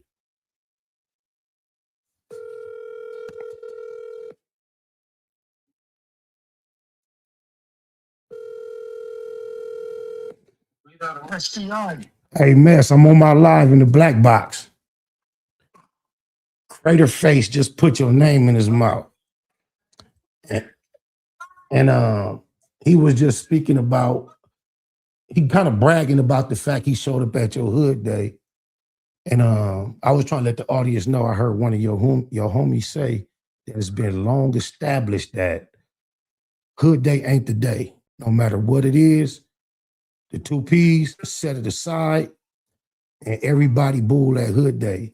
Is that something that you understand to be a fact that will give somebody who might have issues the courage to pop up on Hood Day? I just heard that myself. I was very disappointed. Well, I know these days you're not real long-winded on the internet, but just because He just popped your name. I want to give you action as speaking on the subject. I ain't gonna hold you long. I can't do it. I'm over here right now with the family on the grill. All right, who you got? Who you got? Seattle or New England? I take Seattle because I don't like the Cheatriots. Okay, say less, man. Enjoy your Sunday. I will. Love to the family, man. You already know what to do. Appreciate it. All right, yeah, All right. take it easy, brother. You already know. Yeah, for reasons I will not take liberty to explain, dude does not feel comfortable, especially in this season, speaking on Holding on 100, who he calls Crater Face publicly. Keep your fingers crossed. If you pray for the real, pray that he will turn out all right. Maybe be more comfortable being more forthcoming about the facts associated with Holding on 100 in the future. Oh, mama. He ain't lived in California since 1997. He don't even know what's going on in the neighborhood. And that's cool. He got out. He ain't been back to the joint since. There's nothing wrong with that. And just remember, I see somebody keep putting this in the comments. Just remember this, y'all. There is no way to deny that is an actual fact that So Spider looks at me because we go back to the juvenile side of the county. I'm just saying, man, if you believe what Hold on 100 say. And look, that's fine. He got out and hasn't been back to the joint since. There's absolutely nothing wrong with moving on. However, we have to look at the timeline. The last time you were active in any capacity, you were still a juvenile, just a kid, still trying to figure life out. You left, you stayed away, and that absence carries weight. Let's not forget that at one point, you were also running around with the 60 seconds, tied in through various family connections. That history doesn't just evaporate simply because you decide it's no longer convenient. We need to keep watching closely because the narrative keeps shifting and the details are starting to clash heavily. It's a fact. At one point, you were around. Neck bone, my near. Oh, my mama. Not like we was hella close. Haven't had a bunch of experiences, but when there's already a song called To Live and Die in L.A., and Tupac give it up for him the way he did, and then you find yourself around Neckbone and on more than one occasion, and it's established that you respect one another. As a young man, you can't help but appreciate being partners with Neckbone. Shout out to Neckbone. But then you started talking wild about Nipsey Hussle, and following that, the entire situation with certain individuals ignited. That changed everything. After that, doors were slammed shut. You couldn't just pop up on the block anymore, especially after all the talk regarding paperwork. Y'all have no idea how deep it go with Holding on 100 and Nipsey. The phone call that Nipsey made thinking he was calling Wacko from Westside Piru. And it turned into him accidentally, you know how your phone, you got the WAC in your phone, and then accidentally dialed the wrong number at a time of 911. He thought he was calling Wacko, called Wack Holding on 100, and Wack Holding on 100 realized or didn't realize, he realized that he had the wrong, a lot of people. That's one of the main reasons Wacko probably likes to clarify when he gets crossed up with this dude name-wise. He put in a call, Holding on 100 put in a very, very detrimental call on Nipsey's name at that moment. Then there was another occasion where the homie from 6-0 had a case, Chico, where he was alleged to have done something very violent to one of Holding on 100 homies. And I believe Holding on 100 homie went from being an able-bodied individual to occupying a wheelchair for the rest of his life at this alleged incident. And keeping it gangster, there was a lot of communication about who may or may not have been responsible. And I don't believe the person that allegedly lost the ability to use their lower limbs was quite aware of exactly what took place. But he was involved in this case where he was participating or contemplating participating against the homie from 6-0 in this court process. And I believe that he had a heart to not participate at one point. And the case looked very favorable for the homie. And Holding on 100 became aware of these developments. And he swooped in and assured that his homie no longer was interested in not participating, not cooperated against the homie from 6-0 who was wrongly accused of harming him outside the club because the Pirus turned up on the wrong guys, and somehow the homie may or may not have been in the vicinity, but mistaken identity. He was fighting this case, and the individual was leaning toward not cooperating against the homie. But once Hold on 100 got involved, he switched it up and secured this dude's cooperation against the homie and got the homie a gang of time. On my mama. Work in the heat that followed you everywhere. So, explain this part. Suddenly, you're back in Pacoima, and you don't even look comfortable being there. Let's be honest, your body language is speaking volumes. We have to ask, how much money was dropped? How many pockets had to be fed? What kind of backroom arrangements had to be made to facilitate that visit? Nobody believes this was a natural homecoming. Even in this short clip, taken directly from the original video, the truth is clear. He is standing next to known homies whom we will identify and break down later, but his energy is incredibly low. There is no smiling, no confidence, and zero excitement. That is not the demeanor of someone who feels safe and welcome. Everyone knows you weren't supposed to be down there like that. And when you examine the Hood Day footage closely, the truth becomes even more obvious. Let's run the tape. But, nigga, if it wasn't for my movement, my clique, and my era, that neighborhood wouldn't be there today. Because when you niggas start smoking Primos and smoking that pipe, you left teenagers there to go to war against grown-ass men. And I was the only nigga in position. Let me tell you something. People back in the days when he was in the street, they were smoking Primos. They were highly functional. I got a gang of G homies that smoked Primos. Some still dibble-dabble to this day. And smoking Primos did not necessarily declare you not to be a gangster. When the crack scene first hit the game, the Primo was the flyway to smoke crack. Eventually, yeah, crack won in the end for the vast majority of everybody who chose to try it, to tamper, to be tempted. However, in the era he's talking about, smoking Primos did not mean you was no longer a gangster. You had abandoned the set, and now these kids had to war with all these grown men. This dude is such an exaggerating muff. Get money like a grown man, resources of a grown man, put together a team that can fight the grown men. Yeah, I can't take no more, man. I think that's enough of that way. Y'all digging lies. What else been going on lately? Man, I've been seeing, we covered the initial Corey Holcomb, Anton Daniels shit, right? And it was just hard, no matter how much of a Corey Holcomb fan I have been prior to this, it was just so hard to take his side. Matter of fact, it was extremely, utterly impossible to take his side in the way that situation played out. But however, I saw the entire culture of Black, heterosexual, masculine men, they basically moved the goalpost for him because of how much they couldn't stand Anton Daniels.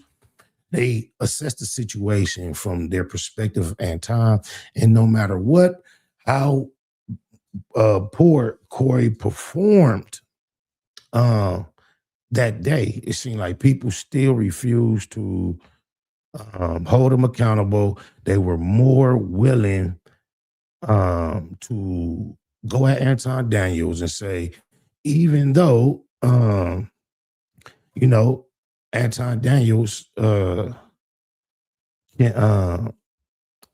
mean, I don't know how they didn't break that perspective down for an L for Corey. That's the bottom line.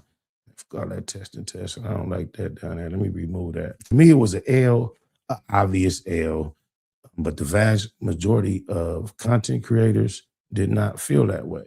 Now, I can now also think back and remember, a lot of times I felt like he may have been doing a little too much with, because let me tell you this, I told him this when I met him one time, right?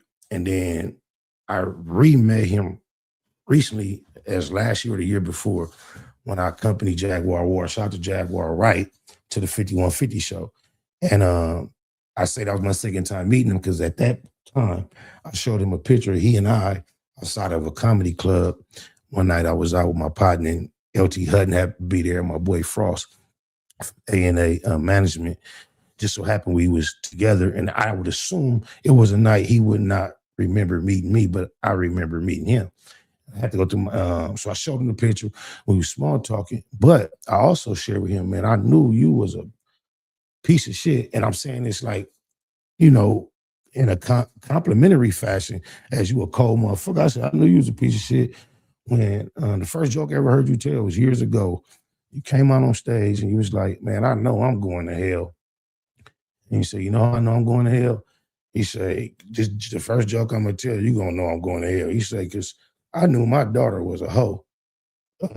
She wasn't nothing but 4 or 5 months out the womb. I knew she was going to be a nasty slut. Now, mind you, keep in mind, some of the worst things people have to say about Corey Holcomb these days is some comments he made about his adult or young adult or older teen daughter On the topic a few years ago, calling her bees, being very disrespectful toward her, right?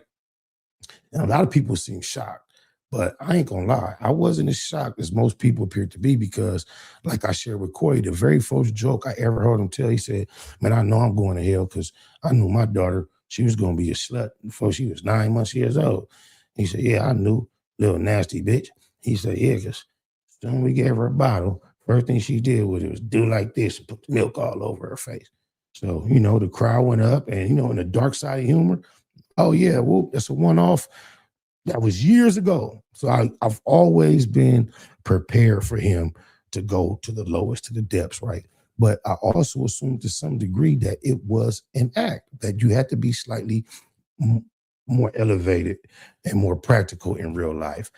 However, as he started podcasting, it became more obvious that he really is trying to maintain this image as a G, a gangster. You know, he always puts across a position of firmness, and he seems to back it up verbally with apparent consequences if violated. He's always projecting a masculine side of things, testosterone side of things, and he often represents himself willing and able to defend his positions with physical force.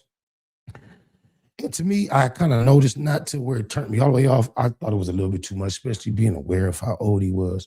And I also realized that his cast, the homie Craig and Darlene, are very supportive of his positions, regardless if, well, I don't know how they actually feel, but I would assume, especially now that I'm more familiar with the depths of Craig's intellect, I assume he often shies away from challenging or disagreeing with Corey because that's not what he's there for.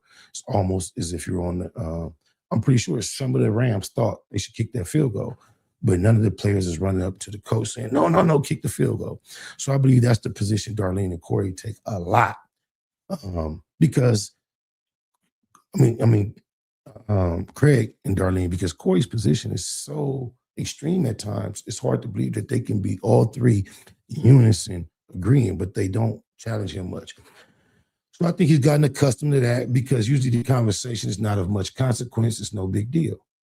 However, he took such a big L, even though the public doesn't seem to be giving him the L that he deserves in that Anton Daniel situation. I know he know the L he took. He know he didn't act according to what he projected all these years, similar to the young cats from Acacia Block.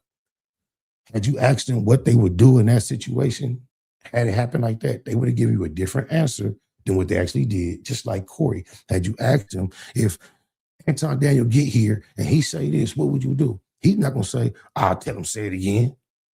And I'll move Darlene out the way, get up in his face, and he'll call me. Now, he would not say that's what he would do. But since then, even though the community, whether he realized or not, gave him a pass, they jumped on Anton Daniels for him. He could have got to another subject matter. He was so embarrassed, so humiliated. He's been riding this thing, and he's spiraling out, bro. I've seen this video outside the club with the female long time ago, but not only has this come forward, now they got him on camera going bad on Darlene because he didn't want to hold up a shirt that was disrespecting the females in this man's life. This dude is just spiraling out. And I think for the first time, by saying nothing, Craig has said a lot. I'm not going to try to call and put him on the spot because Corey is having a meltdown. I don't want to even try to put him on the spot to either, side with Corey regardless, or put him in a spot where he can compromise his rapport with Corey. But I would assume if we just reflect, as a matter of fact, let me try to find that.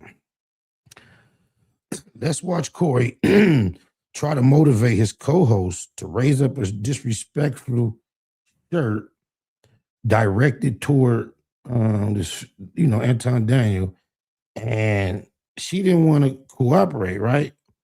And he just he went off on her in a way that I definitely don't believe she deserved.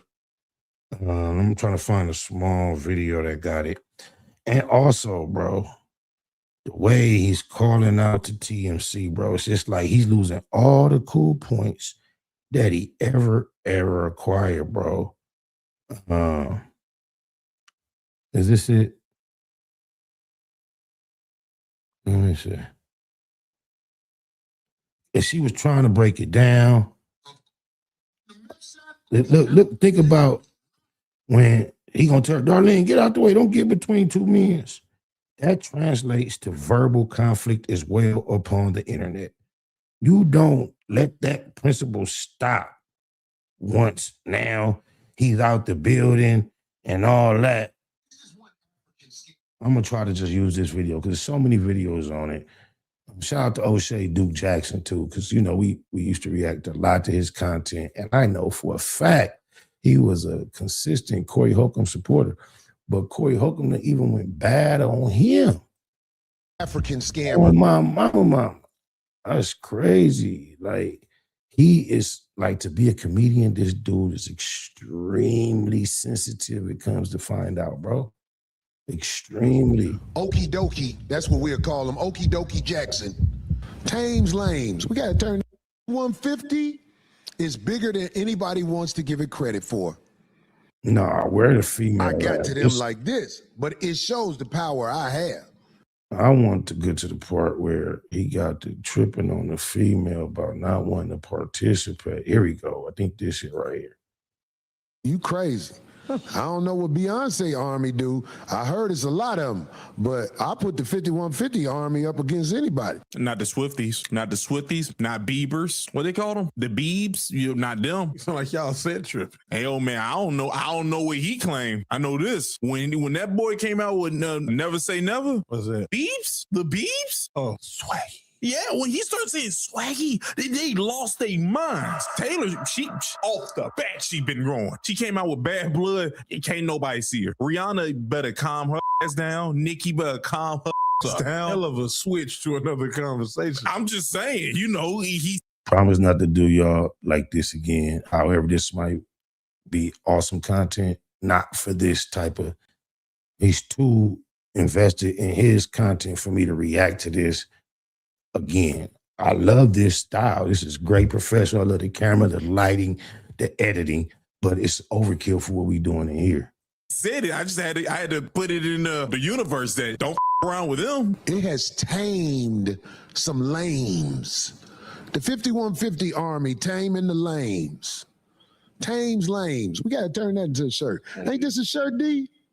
You gonna hold it up, D? No, you can't. That's all you, brother. Oh, you ain't gonna hold it up? Well, you ain't fucking with a nigga, D? Look, that hurt. It hurting. But he is not wise enough, sharp enough, man enough. It's too late. He's already hurt, but he was never supposed to let it know.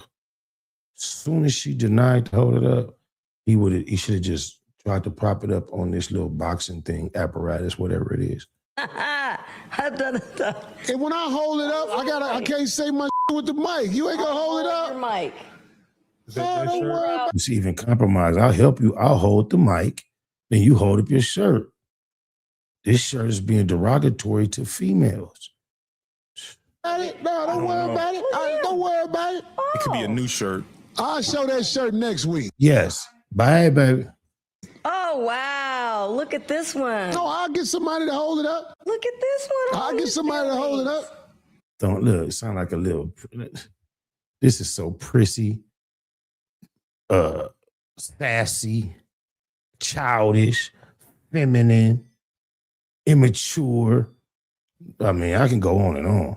Look at this. I'm finishing it. Look What time is it? We ain't got enough time. And look what I was doing. If we had enough time, I'll get somebody to come hold it up right now. Look how he's, but you see what I was just doing right now? Oh, it's all good. Don't matter. This does nothing to help his case in that he's trying to say what it looked like with the woman out in front of the club isn't what it is. This shows that you are willing to cause a woman to feel very uncomfortable due to whatever you have that you could hold over her head. And what usually a man has to hold over a woman's head is his physical capability to, when nobody's looking, to not ever take a loss. And here, even though you can't be physically assertive toward her, it seems like you're still trying to assert this dominance over her, give her an ultimatum, be all petty over absolutely nothing, as if women have no ability to think for themselves in your presence. And you're publicly displaying this,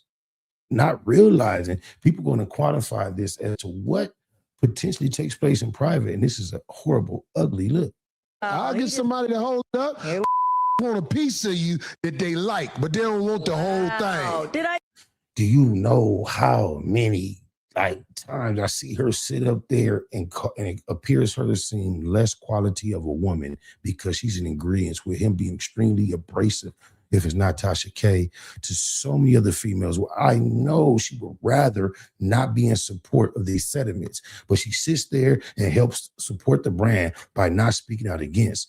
And for her to attempt to not want to participate in this very derogatory shirt, controversial toward two Black women, for him to react like this makes him more of a female than she is, because she's doing something humane, and humane is down the line, male, female.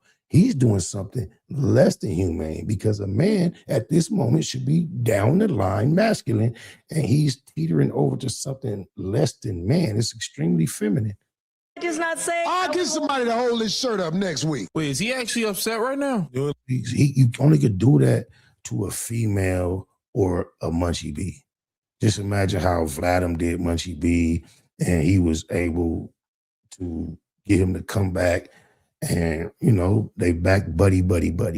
You can talk to a female who feels like, as a man, there may not be a way to replace that masculinity in her life. When you're talking to a real nigga, you can never give him an ultimatum like that. Matter of fact, let him continue, because he got extremely disrespectful. Oh, my. But this dude, his commentary is in between it. I don't know if he's going to go all the way into it. Let me look and see if he allows it to. Yeah, he does allow it to complete. Is that other dude his co-host, or he just edit that in? No.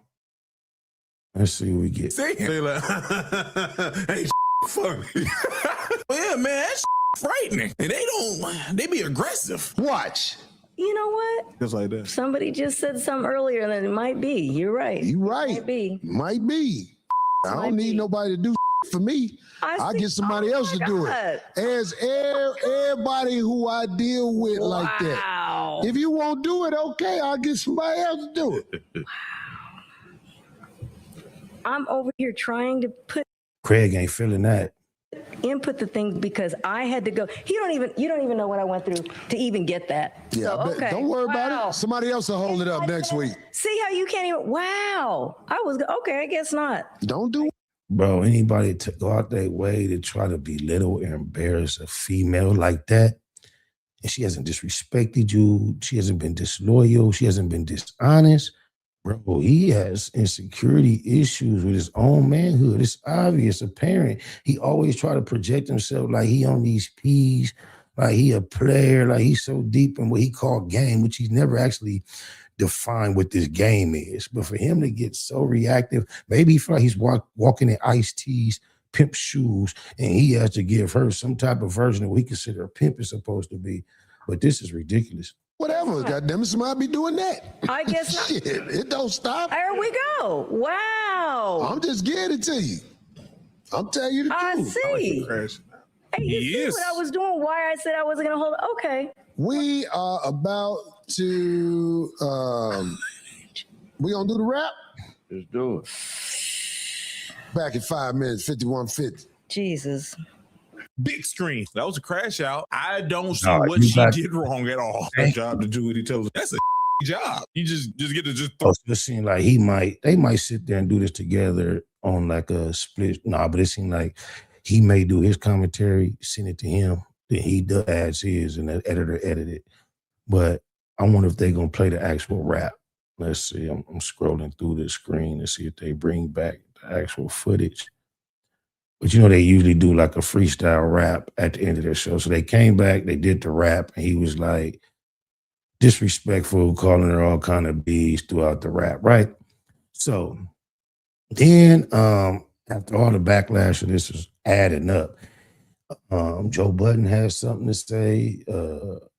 You know, that black bald-head lawyer that be reacting to all the hot content in the space. He gave his assessment, and this nigga Corey Holcomb, bro, he just falling apart. Joe Budden served him with a mouthpiece. Let me see, Flacco covered it. You don't want to smoke, Corey, but then here, this is only 8 minutes. Just While I'm on the check out Joe Budden served the boy. He just needs to really regroup. There's no way to come back from a lot of what's being done. So just let it be, restart, reset, and come anew, because you already lost a lot of these. Oh, boy. topic of losers, I went home the other day and saw that Corey Holcomb still had my name in his mouth. I'm really so confused about that with all the controversy he's been caught up in lately. Corey Holcomb, you don't fight well enough to do this with me. Okay, so in today's video, we got to talk about Joe Budden and Corey Holcomb addressing each other live on their own platforms, man. So I want to get into this because it's a hot topic to discuss right now, man, because we know Corey Holcomb, since this Anton Daniels thing, man, he just been going off on everybody who had something to say about his. My bad. We could just do this. Yeah, this would be much better because I think I found the clip directly from Joe Budden. And we ain't got to worry about nobody commentary and chopping it up and all that. Maybe I should subscribe to the Marksman. Let's go, Joe Budden podcast. Let's go. And Marksman Anton Daniels seemed to get into a something with Corey Holcomb. He went on his podcast, and boy, that was a lot of fun. So I'm going to play some clips from it because it was interesting. I guess like, stupid. Answer it. Like, I'm gonna answer your question. Okay. I'm gonna answer your question. It depends on the circumstance. And the interesting thing about it is this: the majority of the people, because you like to use a blanket statement. That's like me saying all black people are stupid. Well, have you said all white people stupid? No, I'm talking about cops. You should say that one time. I'm talking about because cops. it's easy to say all black people are stupid as an example. Say something about the white people. No. You're not. I don't think you got people all the time. Well, I didn't hear you. Can you tell me? Because I don't about know. liberal white women. Nah, this still ain't the clip. This is him about to react to the fight, right? But then it's gotten beyond that. Corey Holcomb did not appreciate, matter of fact, Fee-Nucky, Corey Holcomb didn't appreciate what he had to say.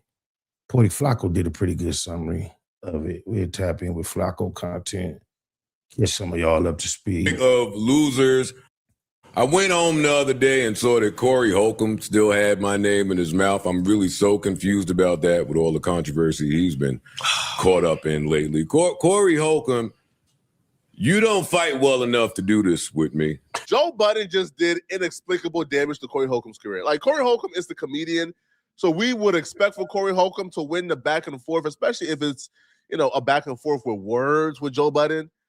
But we see what Corey Holcomb had to say and how he roasted Joe Budden, and we see what Joe Budden had to say because he just responded back.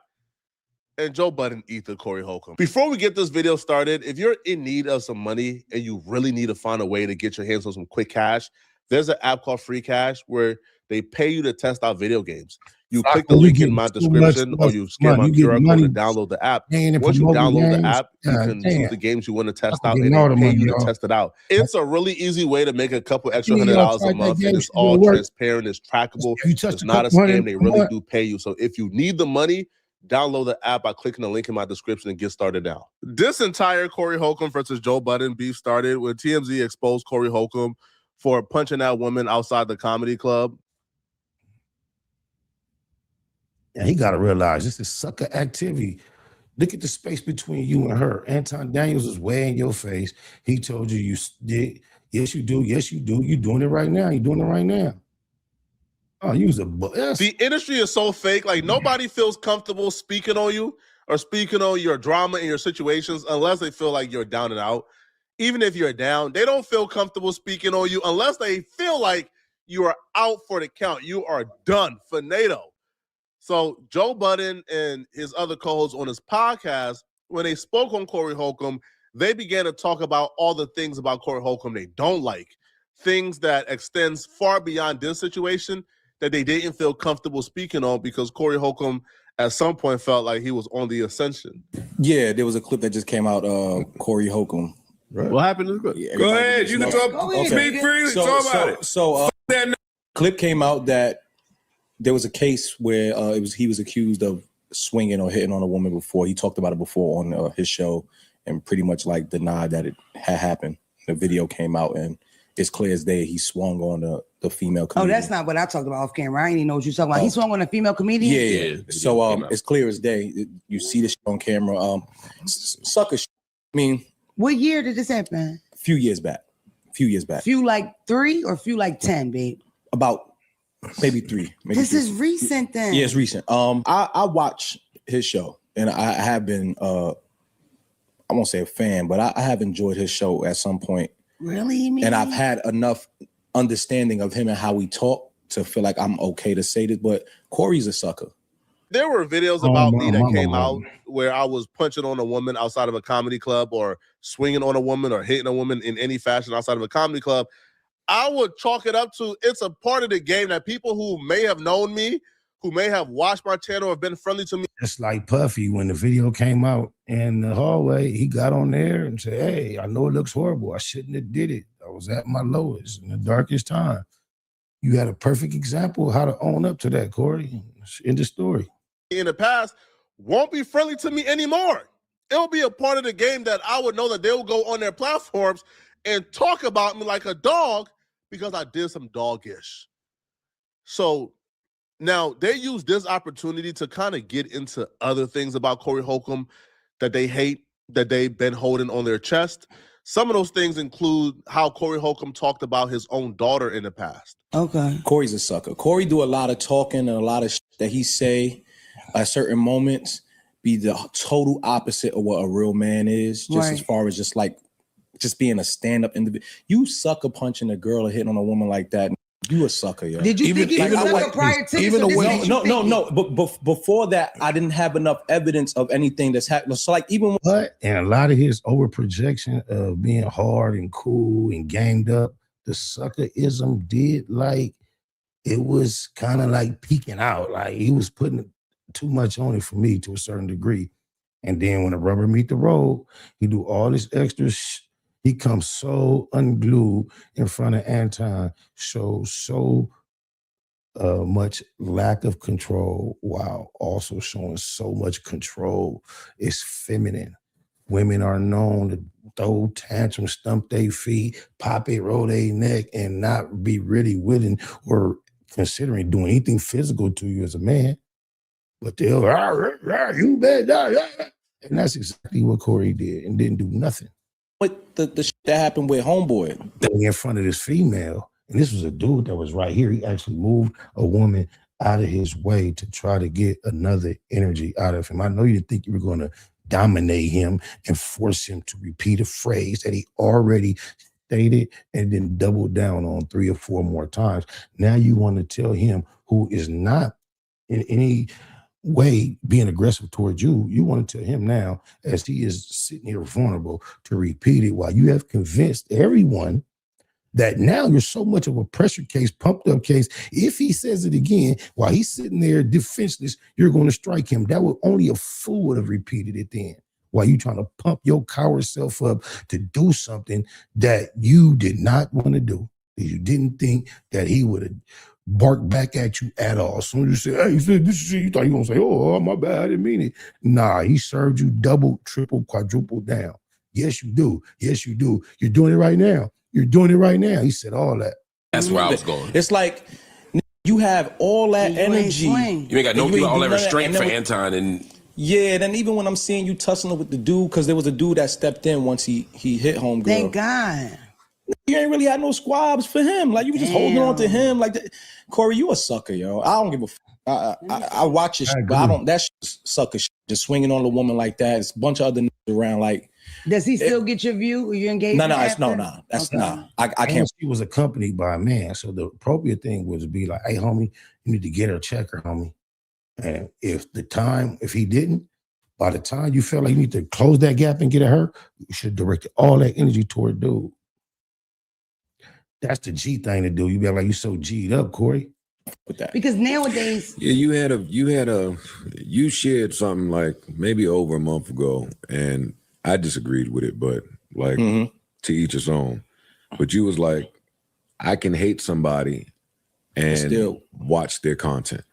For me, seeing how Corey spoke about his daughter, seeing how he spoke about Anton's daughter, like some shit being. Mind you, they're talking about what he said about his daughter as a young adult. Remember what I told you, the very first joke 20 years ago, I heard you tell about the baby as a little girl. She's a slur, she's a hut. I knew she's a whore, she's a slut. I knew she was going to be one fresh out the womb, because as soon as she got her bottle with milk in it, she did like this and sprayed milk all over her face. And as funny as it was, he's a younger man on the dark side of humor, a dark joke, out of context for the sake of shock value, I get it. But to then, decades later, have this character and be saying these things about your daughter when you're talking about real life situations, this is not a joke. This is not, of course you didn't believe she was a slut because of the baby bottle. You're talking about how babies typically do get milk in their face. It was a joke. We can get it. But your daughter that we don't know, that you know, that you're talking about, you're having issues with, and if you to address her, speak of her in that fashion, it tells about the soul of the darkness of the soul that told that joke. There maybe is a lack of real, actual appreciation and respect for your child. Enough character-wise for me to be like, cool. See what I mean when I say people will hold on to something until they know that you're weak. Corey Holcomb and his daughter had their conflict in 2024. January 23rd, 2024. That's when Corey Holcomb went on his podcast and said all type of things, man. Called his daughter a B, called the mama B, went crazy, said he'll make another daughter. He don't give a F. He not dealing with no B's. So that was 2 years ago. If Joe felt a way about that, or if Joe felt like Corey Holcomb was like a scumbucket because of that, I think I heard Joe talk about Corey Holcomb since that moment, and it didn't appear that Joe was completely, absolutely done and hated Corey Holcomb until this moment where there's an opportunity now to kick his back end. Now, I'm not saying I disagree. I feel like we should kick the back end of anybody who put their hands on a woman. Absolutely. Now, if you forgot what Corey Holcomb said about his daughter, let me remind you. Man, my daughter would talk to me the other day. I was like, oh, you start back talking to her? No, that'd be crazy. Oh, she just called you out the blue? Hell yeah, because she needed something. Hey, you should have gave him my number, man. You still on that looking market? I remember periods of time when not speaking to my daughter for months, based on us falling out, misunderstanding, growing pains, whatever you call it. I remember missing her so much that my way of dealing with it was a couple times a month, I would send her a couple $100 just to let her know I'm thinking about you. I know what you're going through, regardless of how we disagree, how we might not be happy one with another right now. I know you call yourself not speaking to me, but I would just randomly send cash apps. And I remember after a period of time, once we reconciled and talked, I used to ask her when the cash apps used to come out of nowhere, they used to be right on time. She was like, oh my God. But I don't understand how someone could be living long enough to have sexual intercourse, create a human being. And when that human being becomes to be a teenage young adult, that you then do not use your emotional experience, your intelligence to manage relationships that go off track with your offspring, similar to 50 Cent and this dude. It just seems like it's very irresponsible of the adult in the situation. I brought it up because she tried to run game on me, like she was brought up by her mama. That crazy bitch out there again. You know what I'm saying? Instead of realizing I got away from her mama because I don't speak to her mama. She be like, I know you hate my mama. I'm like, I ain't got time to hate nobody. Your mama was drama. Now here it is all these years later. You just like your mama. Both of y'all can kiss my mother, man. Because your daughter is in need or makes a request of you, she's drama? Because I haven't heard him articulate anything else or another issue he has with his daughter other than she called me because she needed something. I'm trying to figure out what else or what more is it that you expect your teen or young adult daughter to consistently be reaching out, communicating with you about. I have multiple daughters, and I'm here to tell you that in most circumstances, young adults and teens are not interested with having these obscure conversations with their parents. If you're not reaching out, keeping up with them, asking them about details of their daily ins and outs, comings and goings, they're more likely than not going to be saying, hey, Dad, guess what? You have to be inquisitive. You have to be assertive in keeping that type of communication, because a young adult or a teen is just not that interested in reporting to their parents, bro. You taking that personal? That makes her drama? But you don't find you know how much pride I find in the fact that my children, when they feel like they can reach out and say, Daddy, I need, can I? And I'm able to, we ain't got to talk no more for I don't know how long. Long as when I reach out, you respond. Other than that, you know, we do have other communication, but it's not nowhere near as much as a lot of times is, hey, Dad, I need, can I get? It's just the nature of things. And he's in his feelings about being a father when you already are not in a family unit providing all that you can on a daily basis for a child. I'm not saying that it's his fault, but the child is already lacking in its experience as having a father because of the unit that you were capable of establishing, maintaining. I don't know if it ever was a unit. You might have just dropped the seed off and kept it moving. But all of these things that the child had to deal with that she had no choice over. And they affect the child mentally, socially. Those things affect children into adulthood. I go make another daughter. I don't give a fuck. That's bullshit. I don't fuck with you. If you ain't good as a person, no matter who you are, I have a cutoff switch God blessed me with to say, you. I don't give a fuck if it's my kid. Mama, you know your daughter trying to get in touch with you? I say, oh, mama, you watch that little bit. Yeah, and when you said you was going to hell before that other joke, you must have really committed yourself going to hell. You thought you were signing a deal. And then you watch all these other people sell their soul and get way more out of it than you sold yourself for being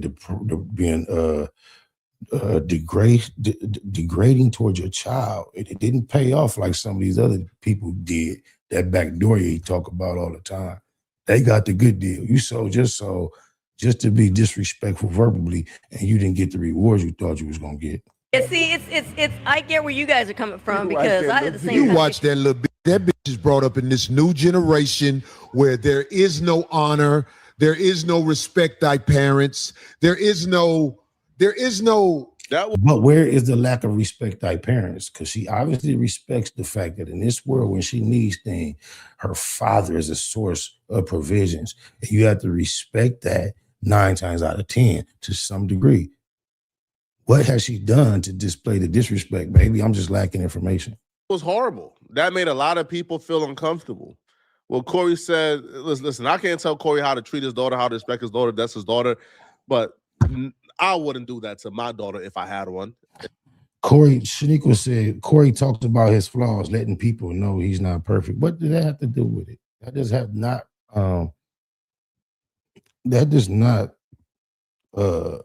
justify him being a grown adult approaching his 60s behaving like a child. Just because you acknowledge a flaw does not make it cool. You acknowledge it, we acknowledge it, and that be the reason that you may be avoided or should be avoided, because of some of these flaws, whether you acknowledge them or not, should have been worked out by now as a grown-ass adult man. and I don't have kids, but even I can, like even I know as somebody who don't have kids, like that's not how you speak to your kid, man. Like you're supposed to instill confidence into your kid, not call your kid a B for the internet to see. That's horrible. That's despicable. All right. But a lot of people kind of threw that under the water. They didn't really give a damn about it because Corey Holcomb, for the most part, seemed as if he was on the ascension. There was really no scandal involved that was bringing Corey Holcomb down. There was no TMZ on Corey Holcomb's tail. There was no video that exists of Corey Holcomb punching a woman. So now people. That's all it takes, really, bro. There's an actual video of him being physical. I think he got a pass about being a comedian. Comedians are supposed to be able to have a reserved space to say the most offensive things and not be taken serious. So then he's translated that to his podcast. And, you know, the culture, we appreciate battle rap. So we still can appreciate the art of being disrespectful amongst us to a certain degree. And we've been trying to like balance his art. But in this podcast space, there's so little production. He's starting to come across more like expressing this is his actual personality. And I think for the last few years, we starting to accept that Corey is actually the character he portrays on stage. And now when you starting to like trying to, you know, kind of like deal with that and balance that, you actually get evidence in 2026 of him being physically violent to a female. And it's like all bets are off at that point. It's not like he's as young as Chris Brown was when Rihanna got the black eye. It's not like nobody gave Puffy a pass for what happened in that hotel. They said the statute of limitations basically legally freed him from consequences, but in the public perception, they wanted him to really get found guilty for all these other charges because of what they saw on that video. Don't really F with Corey Holcomb, and it feels like he's on a decline.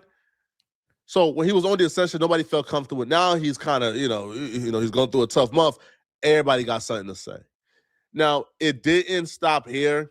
Other people spoke on their particular issues with Corey Holcomb during this podcast as well. With Corey, I wasn't talking about Corey. I'm just using an example. With Corey, I was familiar with his brand of comedy first, which was always like this, talked crazy. So when he put it into the format of the podcast, I understood it. Me too. I got it.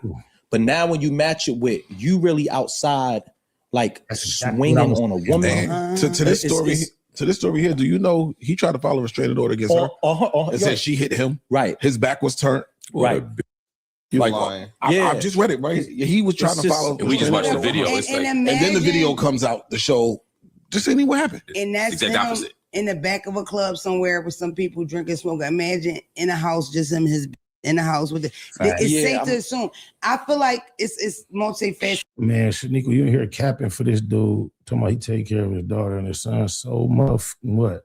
I don't give a he didn't take care of them emotionally when he got on the internet talking about her like that. That was unforgivable, inexcusable. Oh, my mama. That hurt. Like, what I'll say is I more appreciate the fact that you do have a line that could be crossed where you say, I ain't watching this no more. Because that's what it should be. Yeah. Oh, this swung with in real life, I'm done. Yeah. I'm not, I've said 1,000 times, I don't like Jess Larry's. The way he spoke about her, it turned me off. It's like you a man. Certain shit you're just not supposed to say and do in regards to a woman. And then the final straw was, because I thought he was raw like me, because I say a lot of shit where people and that's say, not the most is just that. And I'm raw like that. So it's like, I'm never giving, oh, that's too much. But it's like, your daughter and the person that made her, ain't no way. Like, even if he was at the baby mom and not the daughter, not the baby, but the combination made me think it ain't no way that both of them are these people and you're just this great guy. And then the way you speaking to them just publicly is, and they're not even famous. Like, they can't come back and everybody gonna hear it. That's how it started. Now, Corey responded back to their conversation about him, which we covered in our last video. But then there's an update today where Joe Budden finally responded back to Corey responding back to them. Now, in our last video, we covered how Corey responded back. Now, Corey's response to me was a big mistake. If I'm Corey, bro, I'm chalking up to the game, bro. Right now, the entire internet is talking about me because of this video. What am I going to do? Punch on the entire internet? No, right? You kind of just ignore it, you peep it, and move on. But Corey responded back, and Corey's response was trying to label Joe Budden as a woman beater as well, which I think missed the mark because there's been accusations of Joe Budden beating women. But we've seen a video of Corey Holcomb beating women. Oh, yeah, it was this other dude talking crazy about me. I couldn't help it. Some of these guys, I just got to say something. No. Do you know who I'm talking about? Fruit Booty Buttons? Fruit Booty Buttons is, and that is not funny, bro. It's not funny. This just seems like a person in their feelings. is a serial woman beater. Was talking about how he sat. They said the girl said he sat on my stomach and made me have a miscarriage. You know what he said? I didn't sit. I sat on top of her titties or something. He said I sat on where her breast was. That's where I was sitting. Oh wow. Fruit Booty Buttons. I know you ain't talking crazy about me, homie. I know you ain't talking crazy about me, homie. I mean, most of the time, all you guys who say what you say, I don't care what you say online. I expect you to talk about me. Yeah, Fruit Booty Buttons. They know who I'm talking about. Fruit Booty Buttons. That motherfucker say, I think he said I was a bitch ass or something. Yeah, I'll be a bitch ass online. Online, I'm a bitch ass. Man to man, I ain't no bitch ass, homie. You was when Anton Daniels was in your studio, man to man. You went out like oh my mama, you was. But man to man, you a serial woman beater. Like, you're taking that on the word of females. There's absolutely no evidence it took place. Oh, he did say, according to you, he sat upon her bosom. Everybody do the homework on Fruit Booty Buttons. That's one person. So I don't know where you get serial. There may be multiple allegations, but we have footage, raw footage of you closing a big gap that did not exist between you and Anton. You closed a larger gap to get to Anton and do nothing, but you closed a mighty large gap to cause yourself to be able to physically harm this woman, bro. Absolutely nobody respects it. And all of the women that have accused him of actually beating them up. The way he used accused and then actually kind of like confirms it happened for sure. But then you use it after accused, and accused means it's only someone's claim. But you shouldn't use actually right behind accused to try to, he ain't as sharp. You trying to spin the narrative. You trying to spin the narrative. Yeah, because actual means it happens. We like actually, but the fact you saying actually accused, all you saying is someone actually claimed it. That's it, bro. But exactly, because there's an accusation and it actually happened is two different things, bro. Right. But the footage we saw proved that you actually closed the gap to put your hands on a woman, though. Bro, let me reiterate, let me add some seasoning to that STI. You know what I'm saying? First off, man, shouts out, salute to STI. You know, I gotta wipe my feet off when I come in the building. You know what I'm saying? It's all the respect. You feel me? Gotta wipe my feet off when I step in the house. But nah, bro, to keep it real, even after he hit the chick, old boy pressed him like, hey, bro, what you doing? You tripping. He didn't have no action for him, no smoke, no problem with him whatsoever. It was cool. You feel me? Dude pressed him like, hey, nigga, you tripping. Oh, my bad, man. That's on her. That's on her. Where was that smoke for him? When he pressed you, where was that smoke for him? You didn't have it. Right. Shaniqua, I don't know who you, let me see, are debating with in here. He says, so now you've seen Corey beating different women. No, I don't need to see him beating any woman. I saw him get emotional in public, close the distance, and put his hand on one woman. That's all I need to see to know he's a coward. I don't need to see multiple or different women. I don't need to see him actually beating anyone. He was violent toward a woman that was not being violent toward him, which qualifies him to be a hoe. Oh, my mama. Facts. Since you want some heat, since you couldn't leave me alone, everybody do the research on Fruit Booty Buttons and see how he is a serial woman beater. Fruit Booty Buttons? Yeah. Nobody said he beat anyone. Why he didn't go to jail, I don't know if the law was involved. But if you're going to like say your eyes didn't see him close the gap and put his hands on her, I didn't say he beat anyone. Don't know why you keep utilizing the word beat. I said he physically struck her. I don't care if it was a push, punch, slap, mush, whatever it was hoe shit. You don't have to classify it as a beating. Facts. Yeah. Facts. You and your crew talk about that since y'all need subject matter, because y'all admit y'all watch me. I don't watch y'all. I just saw that. I saw that clip where y'all was talking crazy about me. I'm like, what? They talking crazy about me? This man. All right, Shaniqua, if you ain't saying me, all right, good. Miss me with that. This man jump on women. He talking about what some female said as if it weighs more than what we saw with our own eyes. Because whether you want to say he beat on her, did whatever, I would consider that jumping on a woman. She said something you don't like, you came across the gap and put your hands on her violently. That's jumping on her, nigga. Do you think And all I'm gonna say is this, SPR, bro. Everybody make mistakes in life. Nobody's perfect. Ain't none of us perfect. We all make mistakes, bro. Some bigger than others. My point is this.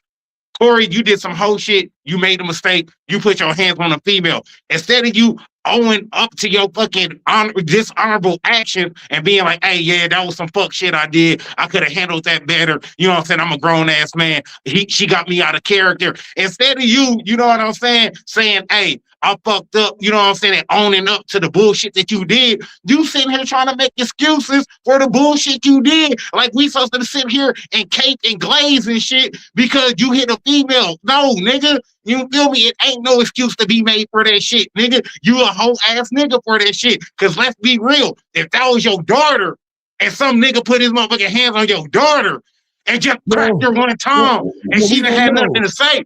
Oh, nigga, you be out here ready to ride with the 4-5 on your side. Come on, bro. No, because we can't say that about him because he has not been protective of his daughter in any form of fashion that I can say. So he may be so stuck to this fucked up mind frame he's trying to project to say, she shouldn't have talked to that nigga like that. Right on, homeboy. I didn't raise her like that. She got what she deserved. He seemed to be that big of a... Yeah. SBI, you're not lying about that, bro. Because anytime you see a dad calling his own daughter a B word out of her neck, nigga, the fuck, nigga, you is less than a fucking man and a fucking bitch, bro. You feel me? You ain't got no respect. If you don't respect your own child, you can no way in hell respect me. You might be scared of me, but if you don't respect your own child, you don't respect me. Fuck you. Right. And even if that's how you... Oh, my bad. Go ahead, FBI. Go ahead. Let it run. You good. Women fight women. Corey got into this whole thing where he's accusing Joe Budden of also sleeping with men as well. But I think Corey does himself a grave injustice because Corey Holcomb, like one of the biggest selling points of Corey Holcomb's podcast is how he's different from these industry dudes. And the reason why he's not as big as he's supposed to be is because he goes against the industry and these industry dudes are all closeted homosexuals. But once you start accusing everybody of being closeted, then the shtick kind of loses its teeth, right? Because if everybody is closeted that you don't like, then we can't really take nothing you're saying too seriously when it comes to that particular subject line. Now, Joe Budden responded back to Corey Holcomb, calling him a woman beater and, and claiming, that he's homosexual. Now, I want to say this. I listened to what Corey had to say and what Joe had to say. Joe ethed Corey, bro. This response was kind of sassy, but it has some teeth, bro. Pause, okay? So Joe Budden will start off by telling Corey Holcomb he don't really want no physical combat with him. He don't really want to fight. Right? He don't got the hands enough to be speaking to him the way he's speaking to him. While I'm on the topic of losers, I went home the other day and saw that Corey Holcomb still had my name in his mouth. I'm really so confused about. You talking about Corey can care less about Hollywood. It's obvious he can care less about his daughter, though. That's more important. I don't know why you on here jocking for that nigga. Oh, it's that shit. The same way you be on here jocking for R. Kelly who pee on little girls. You need to really do some soul searching, Shaniqua. You're disgusting me. About that with all the controversy he's been caught up in lately. Corey Holcomb, you don't fight well enough to do this with me. Like, we have video with you. You're not smart enough, strong enough, big enough, fast enough to do none of this you're talking about with me. We saw you with the homie Anton. He asked you to walk outside, and you remained stationary, Corey Holcomb. Please keep my name out of your mouth, and don't take anything I'm saying as like a Anybody is enraged, upset, on deck as Corey act like he was. At that moment, if you wasn't going to already swing about what you did, you talking about say it again. When he say we can go outside, you supposed to not have enough control. You supposed to be beating him outside. You supposed to beat him out there with your jacket off waiting on him. threat to you. I That's wouldn't facts. That's plan on facts. doing nothing when I see you. Actually, if I saw you and we were breathing the same airspace, I would take it as a threat to me, a threat from God, a threat from... This ain't the hood. This is the internet, and what we're reacting to was outside of a business venue, a club, not in the hood. We're talking about a professional comedian dealing with another female peer in a professional standpoint. And then also what happened with Anton was not in the hood. It was on a professional public platform. So what happens in the hood has absolutely nothing to do with what we're discussing, Shaniqua. life that we even in the same circumference.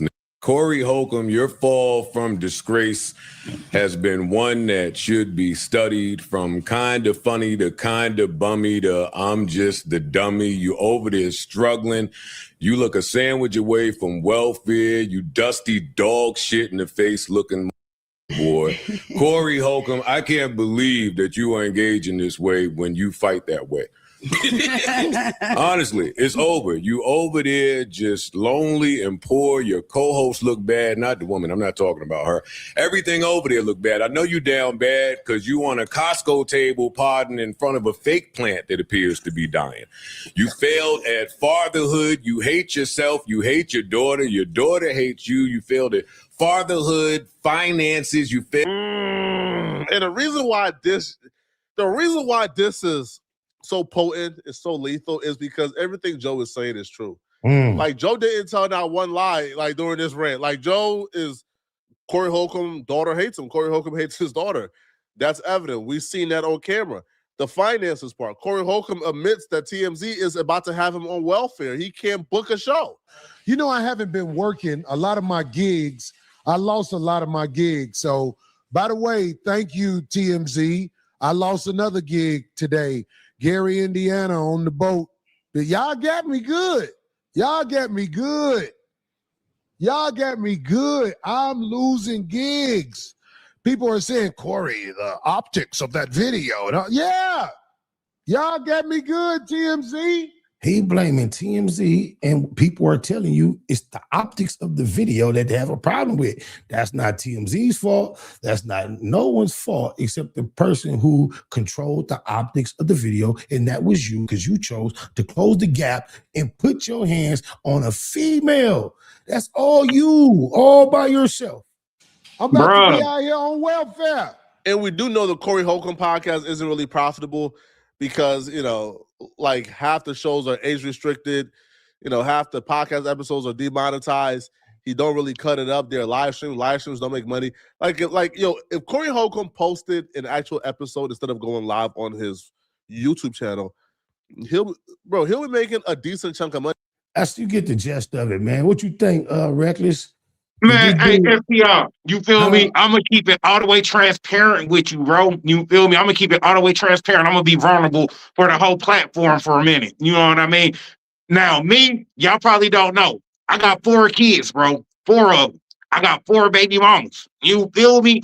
My oldest is 22. My youngest is 5. You know what I mean? So if it comes to dealing with female drama, as far as baby mama drama, I'm the first person that knows how to deal with that and know what come with it from 4 different levels. You know what I mean? Now, do I have the best relationship with all of my kids' mothers? No. But am I respectful to all of my kids' mothers? Yes. You feel me? Even if I got a personal issue with them, I might not fuck with you personally because you did some bullshit when we was together. But as far as giving your props, like, hey, you a dope ass mom. Hey, you handling your business. Hey, my daughter stay fresh in the motherfucking clean ass outfit. She keep J's on her feet. Stay clean, nigga. You know what I'm saying? I'ma still give you your props as a mother, no matter what personal issues I have with you. You feel me? That's first and foremost. Second part, we don't involve kids in grown folk situations. So even if I hate her mama, I'm not going to my daughter or my son, hey, man, fuck your mama, man. I don't fuck with her. You ain't got to listen to that bitch. Don't do what she say. No, nigga, that's whole shit. That's whole shit. We don't involve kids in grown folk situations. So even if I hate this woman personally, I'm going to still give her motherfucking props because she a bomb-ass mom. I'm not going to take that from her. I'm still going to tell my daughter, respect and listen to your mom because that's still your mama. regardless of how your daddy feel about her. That's a personal level. Stop taking personal shit and sprinkling it and putting that on the kids. They don't have to take on a personal beef and battle between two adults, man. What the fuck is we talking about? That's nasty work, bro. That's right. That's right. I see you geared up for the Seahawks. I'm about ready to call this a wrap. We've been here for over 2 hours. It's time to get to the game. I appreciate you tapping in as usual. Wow. And I'm going to just bid you a farewell. Gratitude is the attitude. Keep it a Google for me. All love as always, STR. You already know, my God. Got to get you on the Sunday cookout. Got to get you on the Sunday cookout. Yeah, anytime. Bet that. Hey, next Sunday. Come through next Sunday. We run it up at 12:30 Cali time, 2:30 my time. Say less. Salute. Got you. All love as always, bro. You already know. So there we go, y'all. This was our Super Sunday live. I just haven't been live in a minute. Wanted to do so. Get up in here, cover a few things, man. We're going to go check this game out like the rest of the world. It's about that time, you right? So, yeah, go Hawks. Google gang, straight legend. Google gang, SBI. Google gang, Google gang in here. You better keep that shit up Google when you mention me. First sign of disrespect, I'm turning Hercules. It's gonna be a lot of shirts pressed, rest in peace. Keep it a Google, better keep it a Google. Keep that shit Google when you mention me. First sign of disrespect, I'm turning Hercules. It's gonna be a lot of shirts pressed, rest in peace. Keep it a Google, you better keep it a Google. Keep it a Google. You better keep it a Google. Better keep it a Google. Keep it a Google. Google, baby. Bottom line, love life, show us a blessing. Pull up politic and blow us a session. Spot a local most easty. No mistaking the station. They making them statements. We waking and baking. Word of the day, EC on replay. The marijuana-thon with VJ Keyway. BS and BS. Killing on the track in the black box. We never put feelings over facts. Pay Machiavelli, run me the bread. I don't get mad, I get money instead. I be high, you can tell by a nigga eyes.